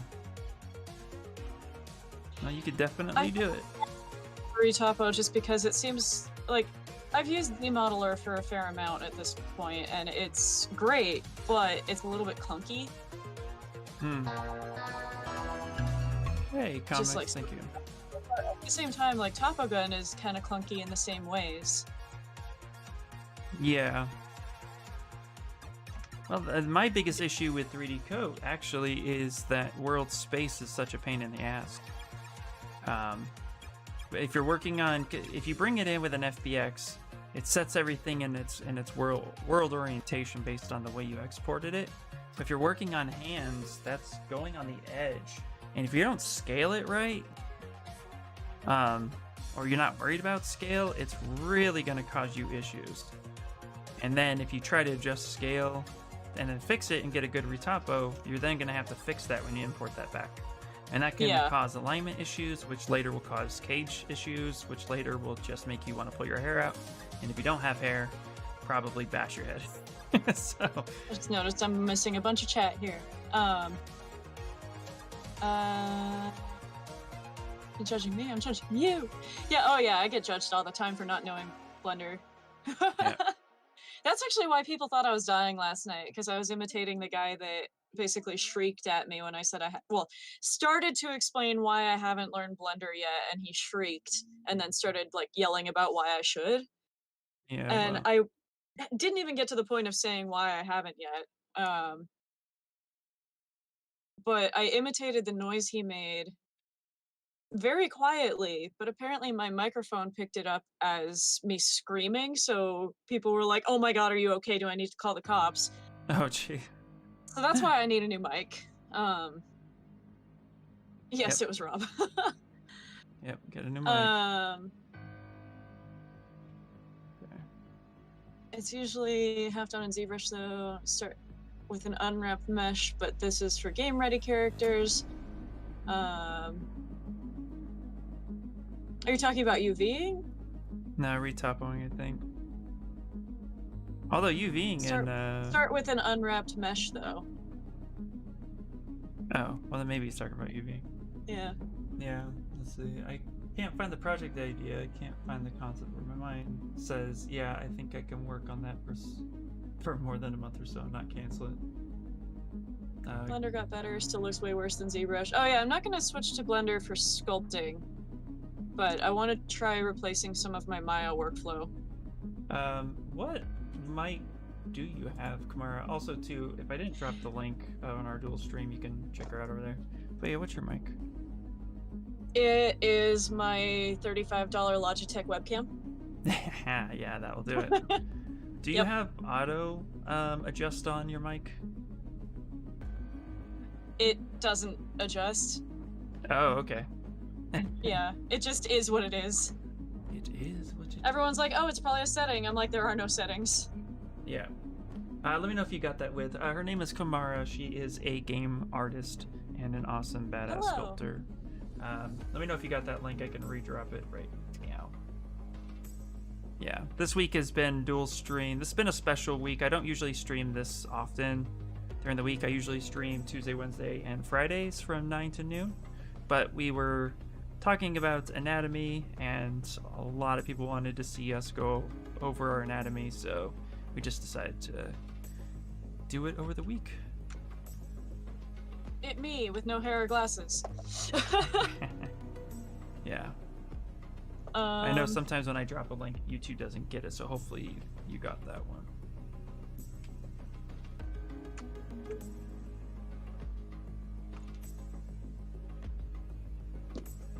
So.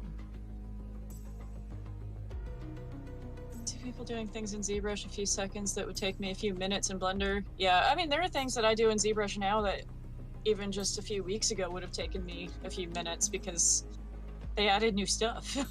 Yep, I know. ZBrush up their game. Yeah. 3D coat, more like 3D nope. Honestly, I haven't tried it for retopo, but for hand painting, it's great, and I love hand painting. I mean, I'm poly painting right now. Very badly, but I am.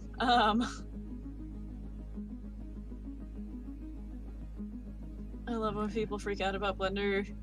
It's chill. It's just a 3D program, right? It is, yeah. That's it. That's all it is.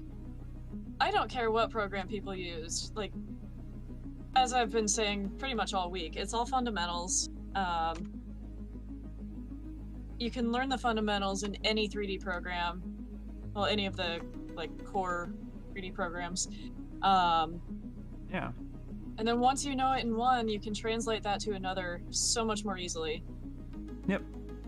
It's all about just taking the time to learn something, you know? Mm-hmm. And it doesn't matter where you learn it. Learn the skill, you know? And whatever easiest. Blender's free. I encourage so many people to do Blender just because you can sculpt, you can 3D box model, you can render, you can video edit, for crying out loud. Like, it's not the best. I really don't recommend it. There are better free options for that, but you can do it.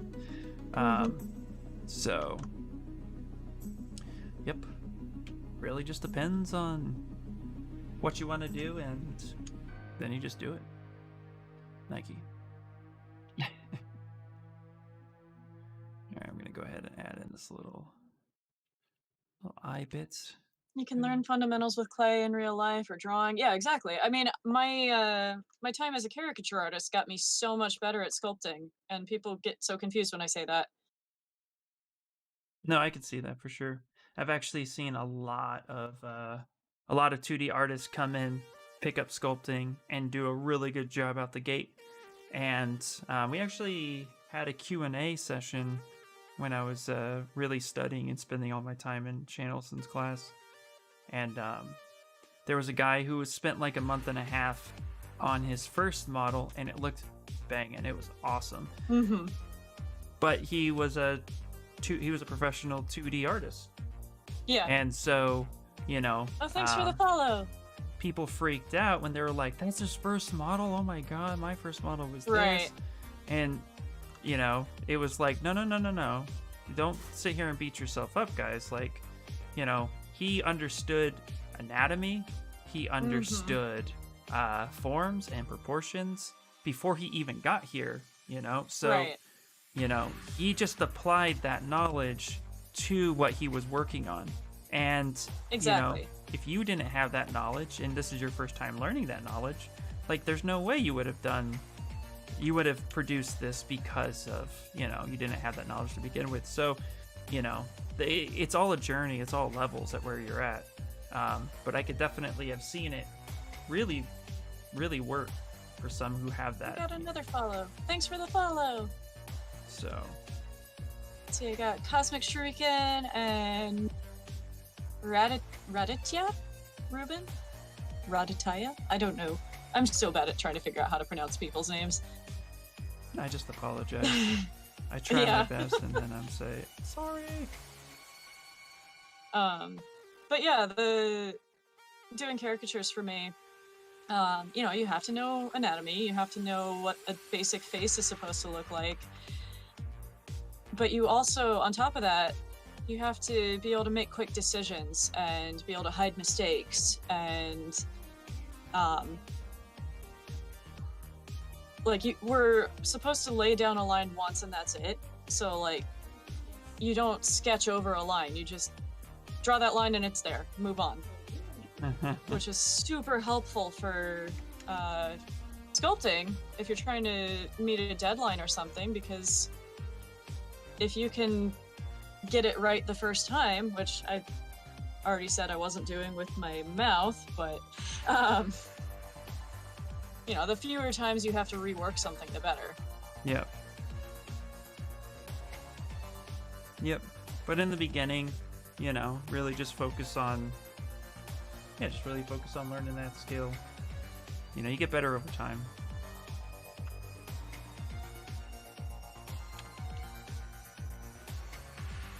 I think I became okay at sculpting because I had a background in drawing. Yeah, probably. It definitely helps, Absolutely. as we were just saying. Yep. You know, that's where I think my ability to really focus in on likenesses, or i.e. follow a concept to what I see, is because when I was a kid, I was really good at drawing, you know, I was really good at drawing anime, but I drew to the ideal sketch of any Dragon Ball character, any Naruto character. Like, I drew it as I saw it, and Mm-hmm. I actually used to I was that kid who was like, I don't like fan art because I'd want to do the thing that makes it look like the thing. Like, so I catered a lot to following the original design and learning how to do that. Yeah.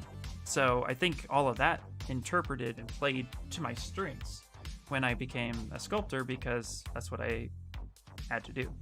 Here, make the I thing. was the kid in school that, like, I didn't do fan art in the sense that I wanted to do fan art, but like I would see a really cool image and kind of copy it just to try and learn how it was made. Mm-hmm.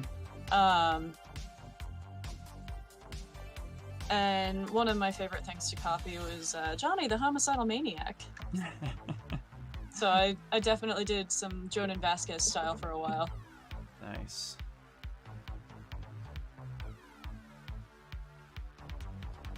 It's Ruben, by the way. I figured you probably went by Ruben, but I was trying to say the whole name.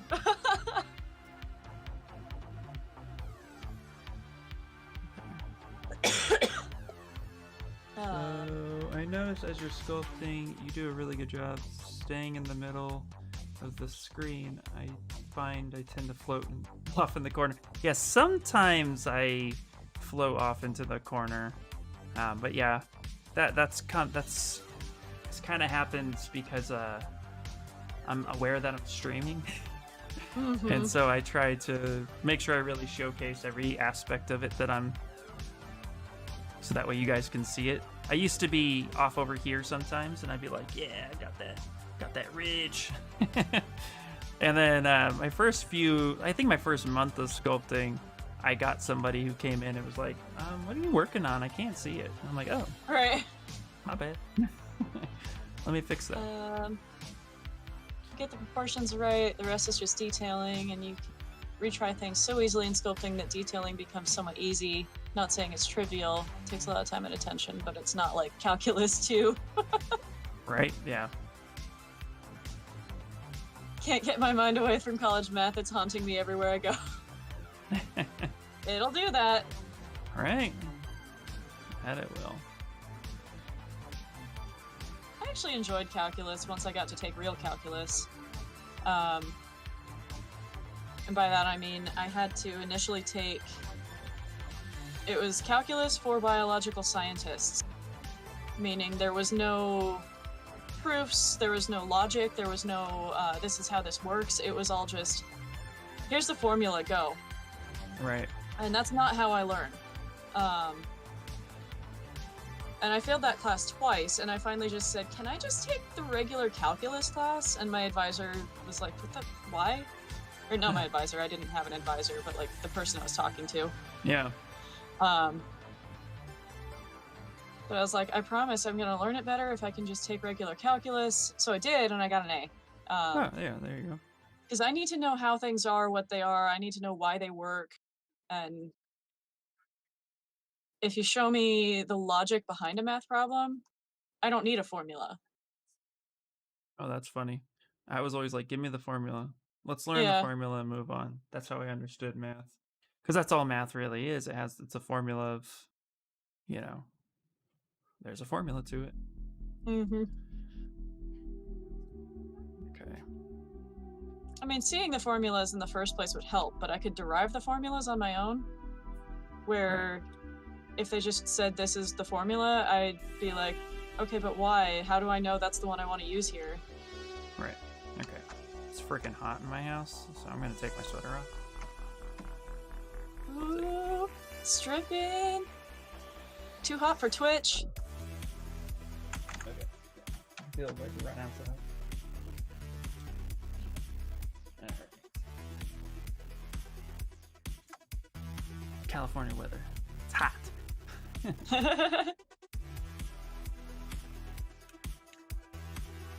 Alright.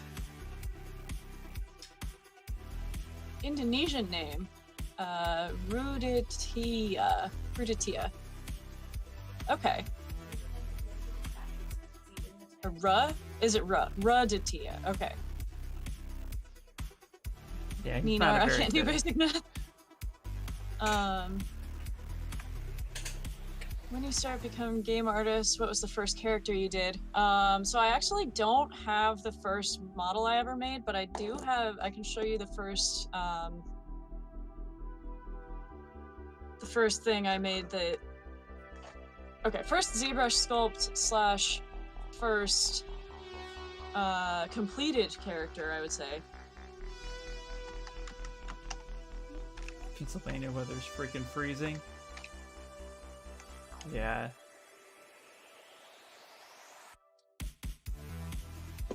This is from, when did I post this? 5 years ago. First thing I ever made in ZBrush. Hold on. Based on my own concept, and I'm not a huge fan of making my own concepts, but I do like how this guy turned out. Oh wow, yeah, that's pretty cool. Like he doesn't have eyes. Yeah. He's And a I blind wanted him doggy. to have, yeah, he's an eyeless canid. I wanted him to have longer teeth, because I originally designed him to have like the teeth of an anglerfish. Uh-huh. But then I realized they looked kind of spindly and like they would just snap off, so I made them smaller. But yeah, he's 5 years old. He was my first ever creature. It's cool.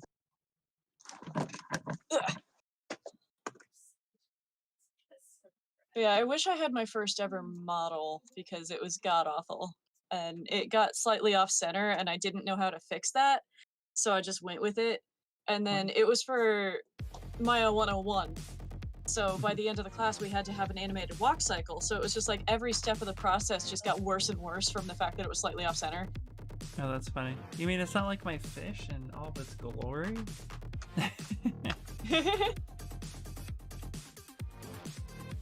Gotta save your first model if you can. I tried to, but something happened to my old external hard drive, and I That's didn't it. realize that when I got rid of my old computer, and yeah, I just don't have it anymore. That's okay. I say this like I plan to save my first model. Right. That's not what happens. I did plan to save mine, I just didn't realize it had disappeared on me. Ah, there you go, yeah. Yeah. Ian still got his alien fish thingy. Yep. And I showed it during my last Pixo streams. If you want to see it, that's where you can go check it out. And somebody asked, and I'm never afraid to show my work, even that's 4 years old. But that brought up some questions like, how did you do that 4 years ago and now you're doing this dragon? And I'm like, yeah, Right. practice in the pandemic. Mm-hmm. I got I will nothing say but a lot time. of people are surprised by that Canid being my first creature. He's my first ZBrush sculpt. He's really my second character.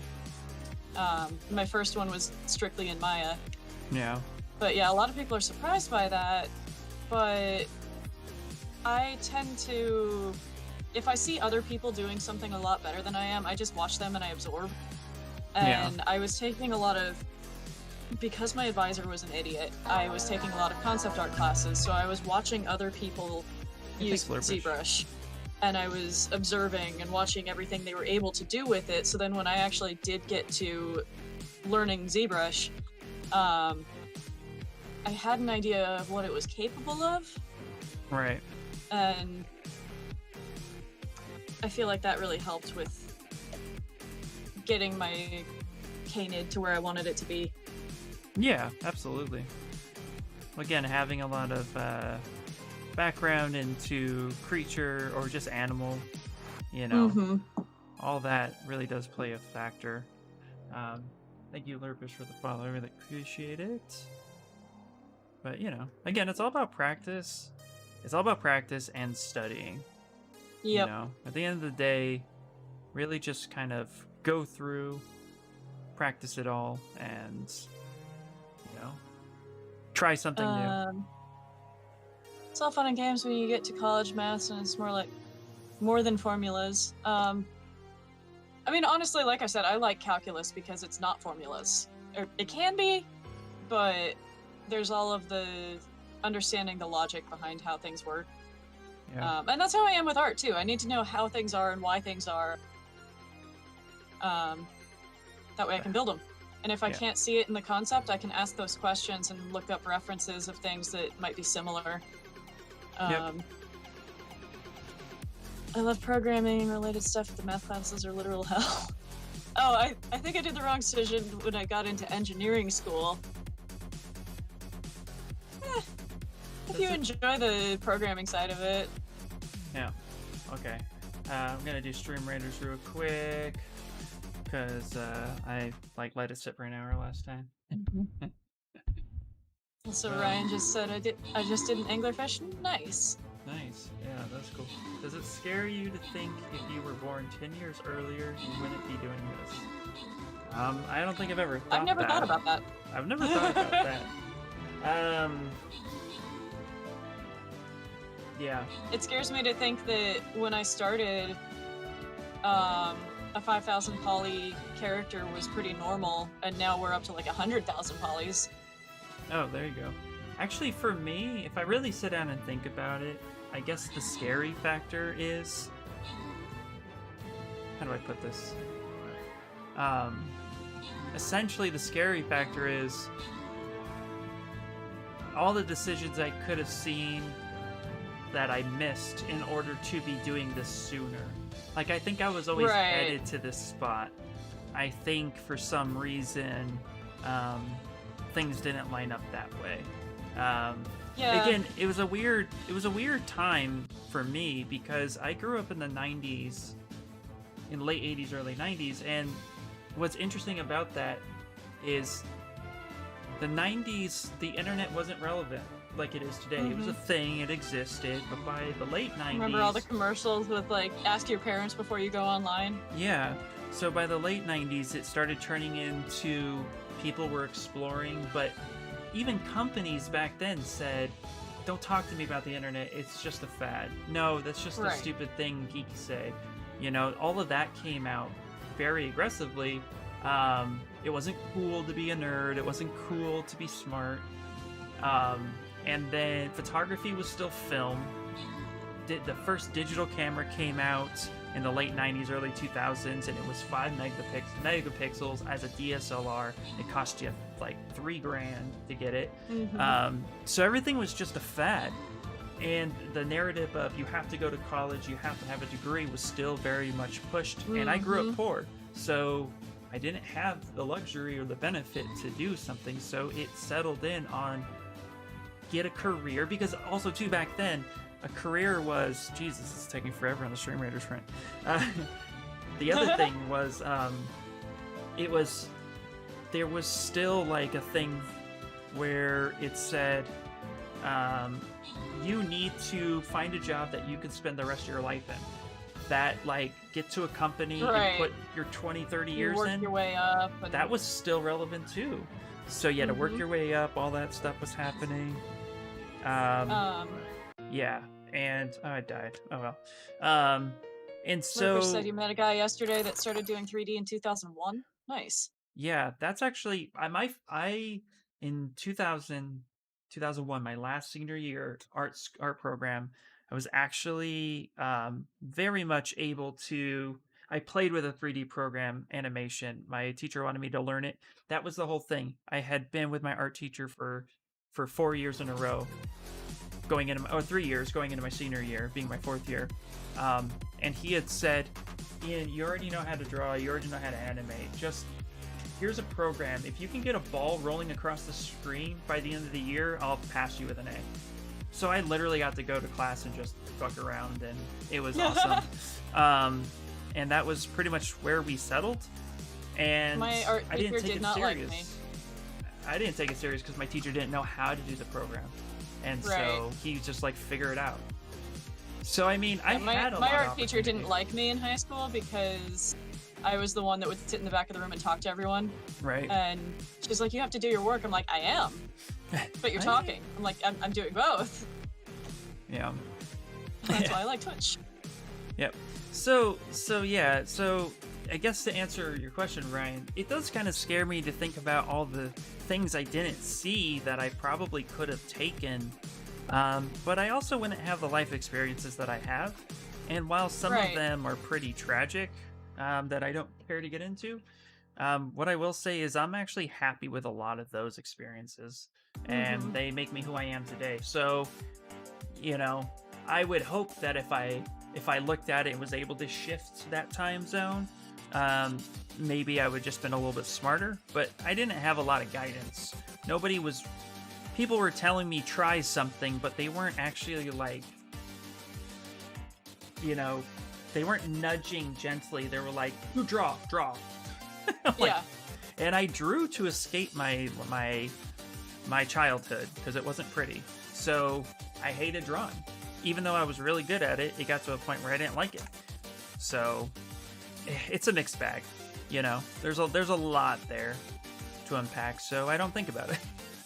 I just avoid my problems. You know, it's all good. I wonder if I had been stuck back in the field in 2009 when I finished my diploma, where I'd be today. If you had stuck to this field, yeah. Yeah, Nina, you feel that? Ruben said I wish I started to take it serious back in 2012. So I started in 2011, and I can't say I wish I had taken more seriously because I've definitely been taking it seriously the whole time. But in my case, I was working full-time the whole time I was in grad school. I was working 80 hours a week for quite a while after grad school. I just haven't had the time to put into getting better at it until recently. Right. Yeah. And as far as like looking back and thinking about where I could have been at this point if I had done things differently and all that, I wouldn't, like, I always think about the weird chain of events that have led me to where I am now. And Yeah. like, I wouldn't know the people I know. I wouldn't know my best friends, and I probably wouldn't have been a caricature artist, and I wouldn't have had all these experiences that, as you said, make me the person I am. Right. Yeah, isn't that crazy? Okay, Ryan, you said Ian Go Deeper. I thought of the joke Johnny Go Deeper because I am in the 90s. That's where my head's at. We'll keep this PG, though, for all you people. You know that joke. Just laugh to yourself. They said if you didn't grow up in the 90s, the culture, its perspective of Nickelodeon, the Disney primes, how differently would have the manufacturing scene was, how were you influenced? All of that would be different. Prime time, right when all the software was starting to peak. Yeah, it is true. I mean, you know, manufacturing was still relevant in the 90s in California specifically, and there was a lot of hurdles there that companies started facing. Yeah, I know there is definitely. Look, I just subscribed to Paramount Plus, and I am stuck in the Nickelodeon section. I don't even think I moved out of it yet because of all the 90s love and nostalgia that's there. Yep. Because I feel like the 90s was, while there was clearly hidden issues that have surfaced today with politics, so leaving that aside, in my opinion, late 80s, early 90s was like kind of a golden era in a sense, you know? Things seemed to be fine and progressing forward, and you know, a lot of things were very deep. So you know, as far as the era itself wasn't the problem for me, and you know, but yeah, no, everything would have been different. My whole influence would be changed. You know, I think that could be said for pretty much anybody. If you take the prime culture out of there and just slide them 10 years in any direction, you'd be a totally different person. And yeah, even for me, like, if I hadn't had the job building Christmas trees at Macy's, I wouldn't know that I'm really good at doing the tedious, monotonous tasks that I can just kind of meditate on. Yeah. And if I hadn't been a security guard, I wouldn't know. You know, I've had all these weird random jobs that have taught me a lot about either myself or just random skills that I've been able to apply to my art. Yeah. You know what I said the other day? I think I said it yesterday. Speaking of culture of stuff, I watched Major Payne recently. I love that movie, but I'm not ready to show my kids that movie because there's a lot of 90s fat shaming, really aggressive humor that was okay back then that is not okay now, and I'm not ready to explain that just yet. You know, I think my son's the one who would like it the most. I'm not ready to get into that with him. You know, so it's interesting. You know, it is interesting to look back a little bit because we have a certain perspective that might be a little skewed in some ways or another.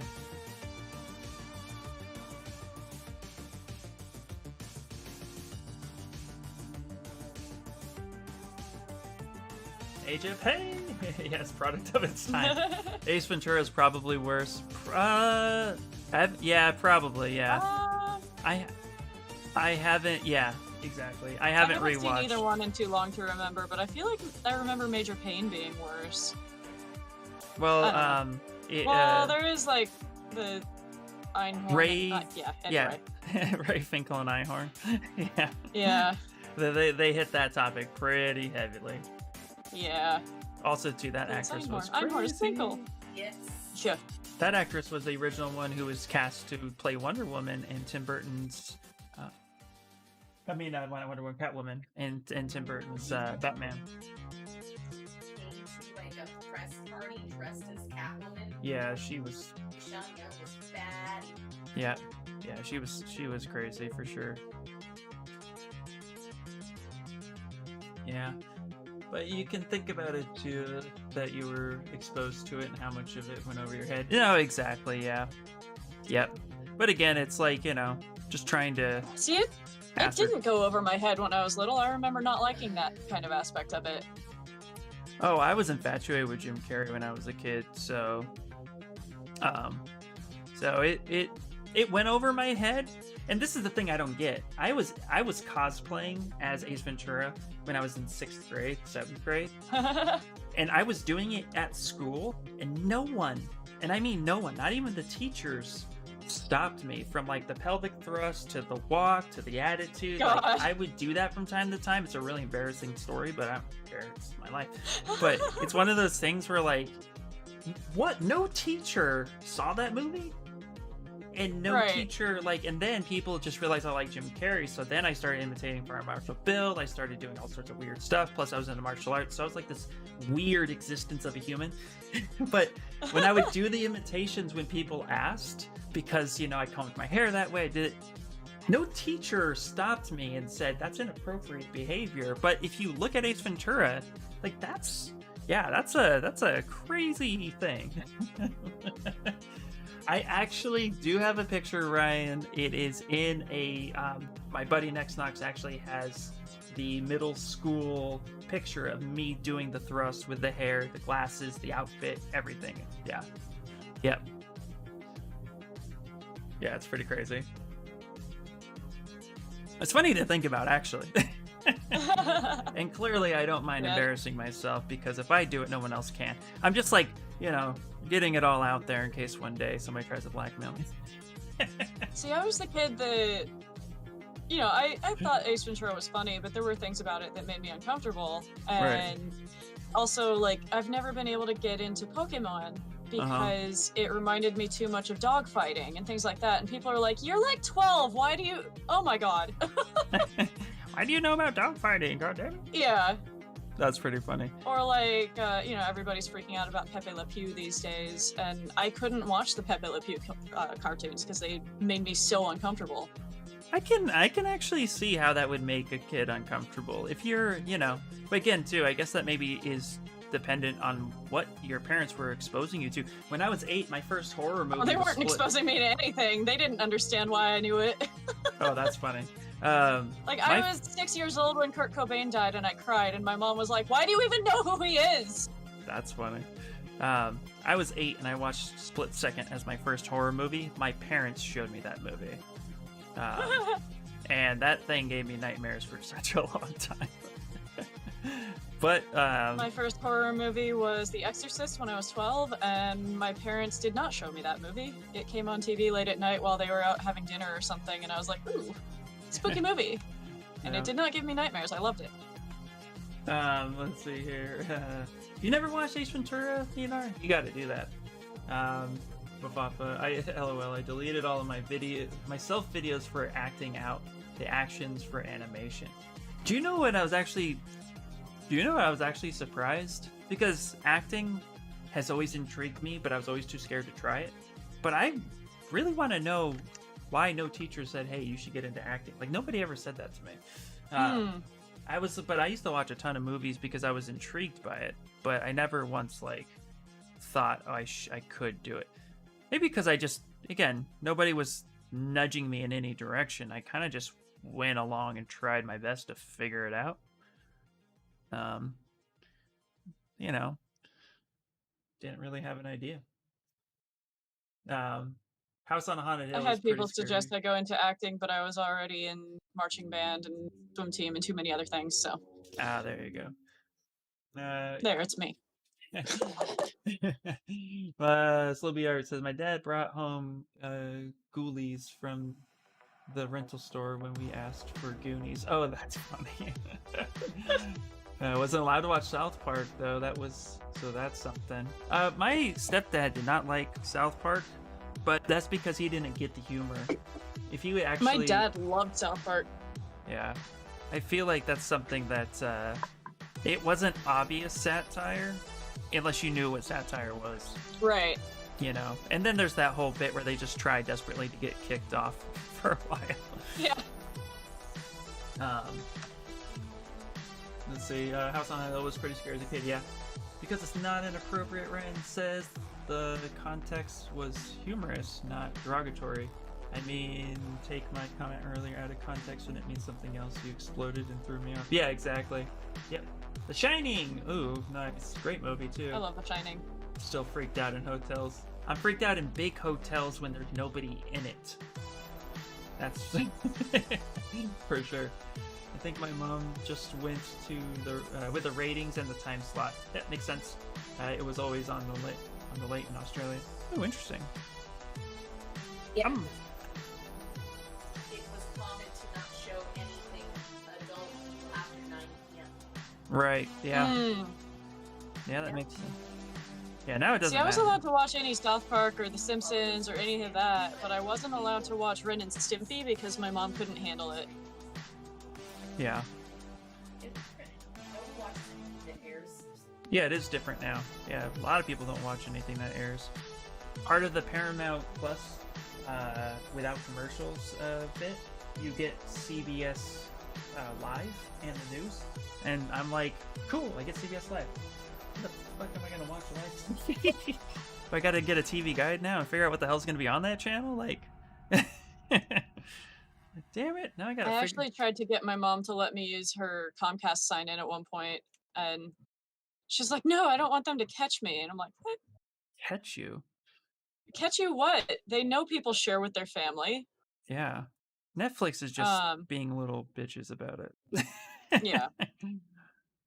But like Comcast even had it so you could share with friends and family at the time anyway. I don't know how they word it now, but like they were like, yeah, you want to be able to watch on other devices so you can have it on up to however many devices. And she's like, well, they'll know that it's not in my home. You're on the other side of the country.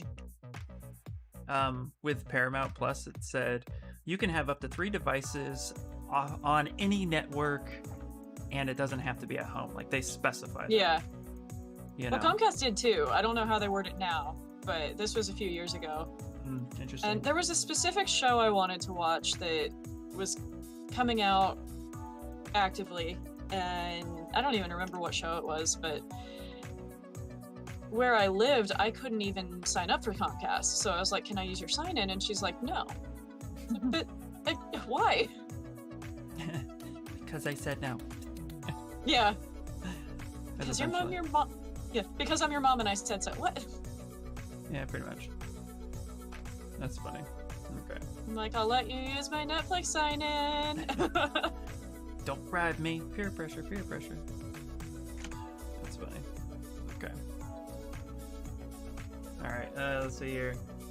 Yeah, I just watched Ren and Stimpy. That was why I was confused. I couldn't watch South Park. I guess they were more obvious about blood and shit. But happy tea, friends. What's a riot? Yeah, I loved Ren and Stimpy. My parents didn't let us watch Ren and Stimpy either, but I did anyway. Because my parents didn't pay attention to actually what was on the tube. You just couldn't blatantly watch it in front of them. They might have something to say, which is pretty funny. My mom, like, they didn't care about the content of the show. It was more that my mom thought Ren and Stimpy was disgusting, couldn't handle it being on. We also weren't allowed to watch Inspector Gadget because she couldn't handle the theme song. What the hell was wrong with the theme song? It annoyed the shit out of her. Oh, okay. Annoyance. Yep. Okay. Alright. As a parent, I can actually say I can understand that. She's wrong, but I can understand.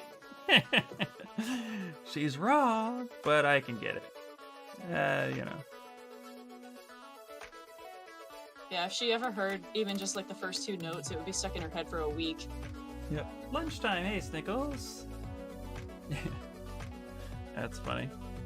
Well, you know. I love how I went from anatomy study to I'm gonna add hair. Oh, did you? Yeah, I haven't actually peeked over at yours. Hair! Well, it's because the hair kind of looks... It's me. Hair looks good. Yeah. It's me. It's me. It's just missing glasses. Like hair drop. No, because in my mind, I know this is going to be You're gonna do Yul Brenner? It's going to do a... Ball. No, I'm just doing a base mesh, so... But I got a little too mine... carried away with detailing, and I'm kind of digging that, so... Mine is totally still back down. Still base mesh. Yeah. I was also kind of searching for appeal a little bit. You know. But yeah, I'm not adding all my hair because I got tired of it already. But I'm gonna make some big changes. it looks like here. me from the front.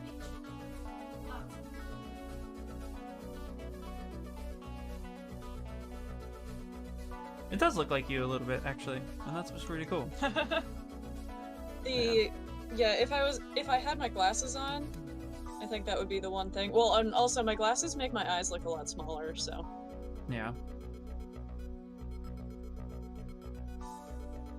Look at me, I'm born in Indonesia where my parents don't understand English at all, so I watched South Park freely because they thought it was a regular cartoon show. Nice. Nice, yeah. That's pretty cool. My dad loved South Park, so we watched with him. The moment I got a computer, I was able to watch whatever the fuck I wanted. Who's gonna stop me now, alright? Yeah. Right. Yeah. Although I didn't have internet on my computer for a while.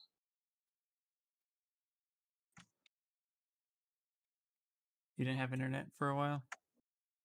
Not on my own computer. You didn't have the beautiful dial-up? We did on the family computer, not on mine. No, there you go.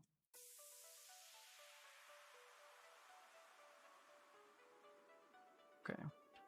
His teeth are actually need to be a little bit wider. Yeah, treating cartoons like porn, something to be consumed in secret. Yeah. Let's see. Most of the time my heads look like crap without hair. Yeah, no, that's why I stay away from doing hair out the gate. I try really hard to get some sort of appeal with the head itself.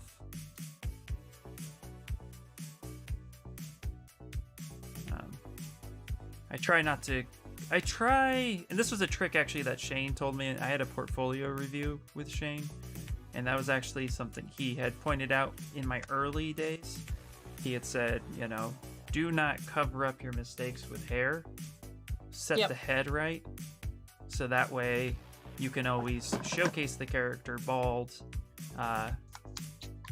or change a hairstyle and not freak people out when you, or have to change the head again because the hairstyle changed. Maybe somebody wanted, you know, a male character with long hair, and then they were like, no, shave his head. Try to get it looking pretty good with without hair. So I don't tend to go to hair until I'm really satisfied with the character. Yeah, I don't either. And honestly, the only reason I put hair on this one at all, and I'm not finishing it, but the only reason I put any hair on her is, well, two reasons. One, I wanted to play with the curve alphas because it's fun. And two, it was looking enough like me that I basically gave her some of my features. Yeah. So I was like, she can have my hair too. Also, Citizen, thank you for the hydrate. And yeah, Citizen just said, the face kind of reminds me of someone. I wonder who. Yep. Yep. I wonder if I can just, Somebody asked me if I had done a likeness sculpt of myself, like a self-portrait, and I had said I never no. have, actually. Although I'm now very intrigued with doing likenesses, because this last commission I got, it's been really fun doing likeness, and I want to get better at it, so it's a skill in my pocket that I can pull out whenever I need to, or just from time to time use. Hey, thank you so much. Where is it? Folly Raton, thank you so much for the follow. Also, Man Bear Pig is prophetic, so I did not miss that comment. Christopher Reeves Any sucking tips for stem cells. using Yeah. curve brush for hair? Not yet. I don't think I've used it enough to have any tips yet. Wait, which one? I do love using it though. Any tips for using the curve brush for hair? Oh my gosh, curve brush for hair is, I love it. It's great. I don't have any specific tips though. No, not specific. I mean, there's a trick I've shown on how to use the curve brush. I say create your own. The biggest tip I would say is actually create your own hair alphas real quick, Yeah. and then utilize those. Because the common shapes in there, everybody's going to use them, and it's going to start to be noticeable, you know. Yeah, I don't like the star shape I just used, but I didn't feel like making one because I'm really not keeping this hair, so. Yeah. So. But yeah, the star shape is very obviously the extruder shape that it starts with.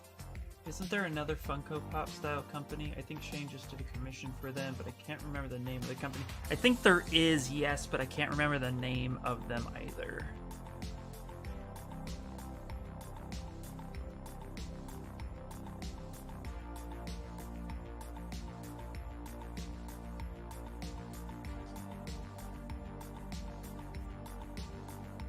The Everlasting Garbage Company?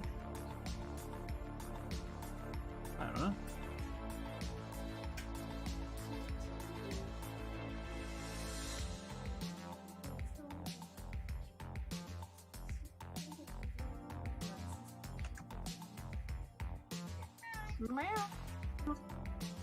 I have no idea, yeah.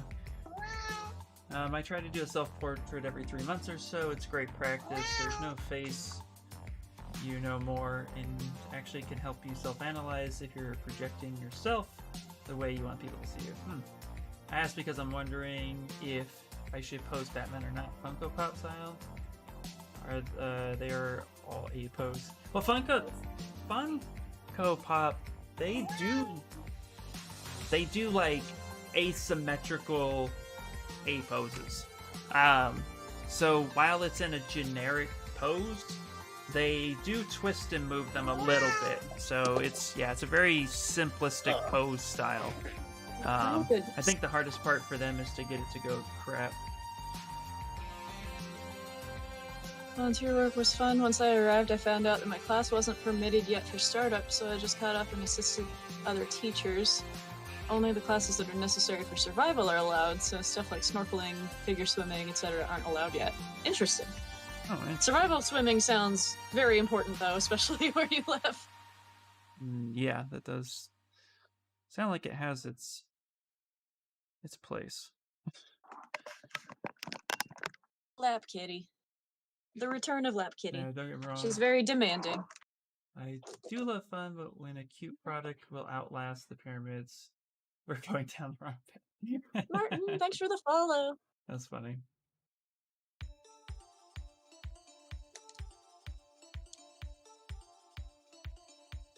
All right.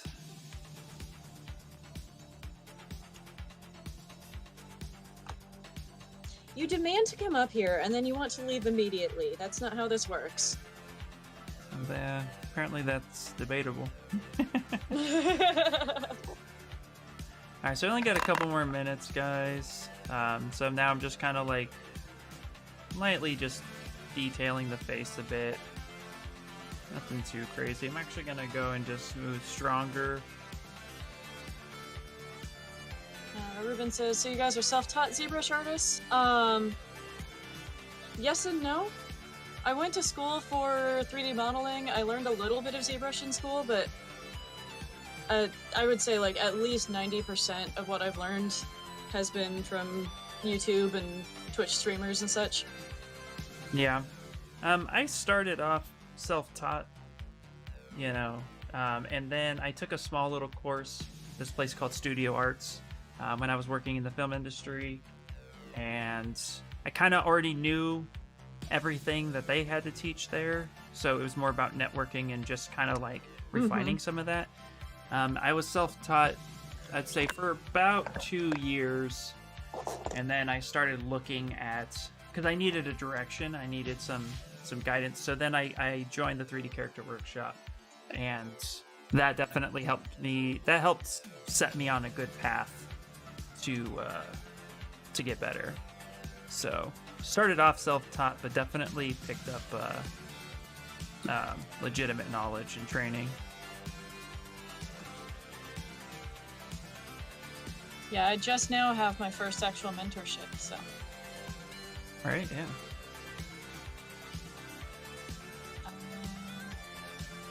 And I actually think it's really wise to get into, even if it's just like an online school like 3D Character Workshop, for example.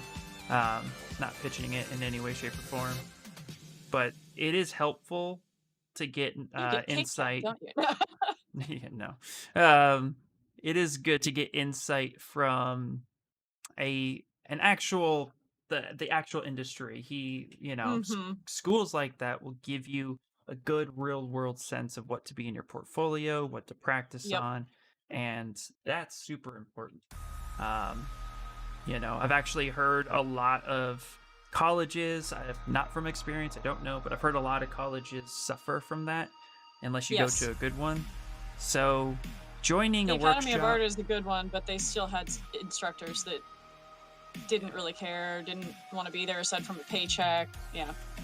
yeah, so making sure that you can actually go to a legitimate source is going to benefit you. So even self-taught artists at some point will turn around and get guidance. So, I definitely say try to seek out knowledge where you can get it from when it's Mhm. legitimate. Um, just ask those questions. That's like the right thing to do too. Just kind of look at the questions that are being asked and kind of try to get more specific with your questions to get a better answer too with some things. So when you're trying to learn something, I know that might seem a little weird, but or if hopefully I'm explaining it right, but the more specific your question, the easier it will be to find the answer for what you're looking for. I always had a hard time when I was in school with asking questions just because I've always been very self-reliant in my teaching or my learning. So I never knew what to ask. Because if I didn't know something, I didn't know it. Yep. And yeah, I had a real hard time trying to figure out questions to ask. And instructors would just be like, "Oh, you're not asking questions, you must get it." And I'm like, Yeah, right. "Sure." Maybe. I'm gonna go with no. I don't get shit. Right. Yeah, exactly. Hey, try your best. Yeah, the 3D Character Workshop random does fun- deserve attention for sure. Yes. I'm not even in it, but yes. I've been Yeah. wanting to be in it for a couple years now. Yep. Random fun fact, my timer sound is Leroy Jenkins yelling his name. I have yet to not freak out when he suddenly starts yelling. But Leroy saying, "Okay, time's up, let's do this." It gets me really motivated to actually start. Nice. Nice. And Max Chill, is this a self-portrait? Sort of. It wasn't meant to be, but I started giving her some of my features, so I just went, I'm just gonna paint her and put some really shitty hair on her. Yep. All right. Well, we're definitely getting to that point where we are at a time for today. Yeah. And I next tried- week we can do our Build-A-Figures. Exactly. Next week, yeah. So next week we're returning to a normal schedule. Tuesday, we'll basically. If you're gonna join me, Kamara, I'm not sure, but if you want to, more than welcome, of course. But Tuesday would be like trying to get the torso built, and then we'll get it built to a point where we like it, and then we'll put all of our body parts together and create a base mesh from them. Yeah. Even though I pushed my head really far in just like a kind of fun direction, I'm actually gonna dial it back to the base mesh itself. But I kind Yeah, of I'm wanted gonna to remove see. all my poly paint and hair and everything, but Yeah, I just wanted to see how far I could get on the face and be happy with it and noodle it. And yeah, I really like it. I think it's coming along pretty well. So, all right, let's go ahead and save this real quick. Citizen says, now you can go to the barber and say, I don't want this hair. Yeah, exactly. Sweet Potato, thank you for the follow. I appreciate it. Yay, more anatomy sculpts to come. Yep, absolutely.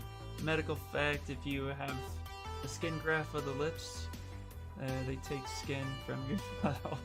They do. Please do read topology later on someday. Yeah, I have no problems covering topology. It would be kind of a basic oversight. just basically, cover it. Mhm. Yeah. I've actually been doing a bit of retopology on my own streams.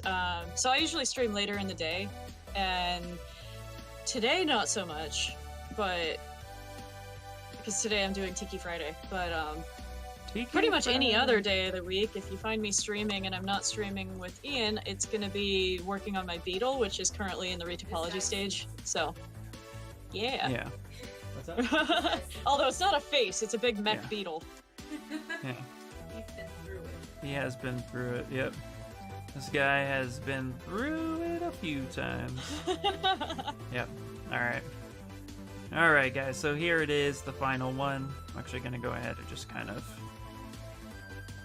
angle it up a little bit, get you that 3/4 view.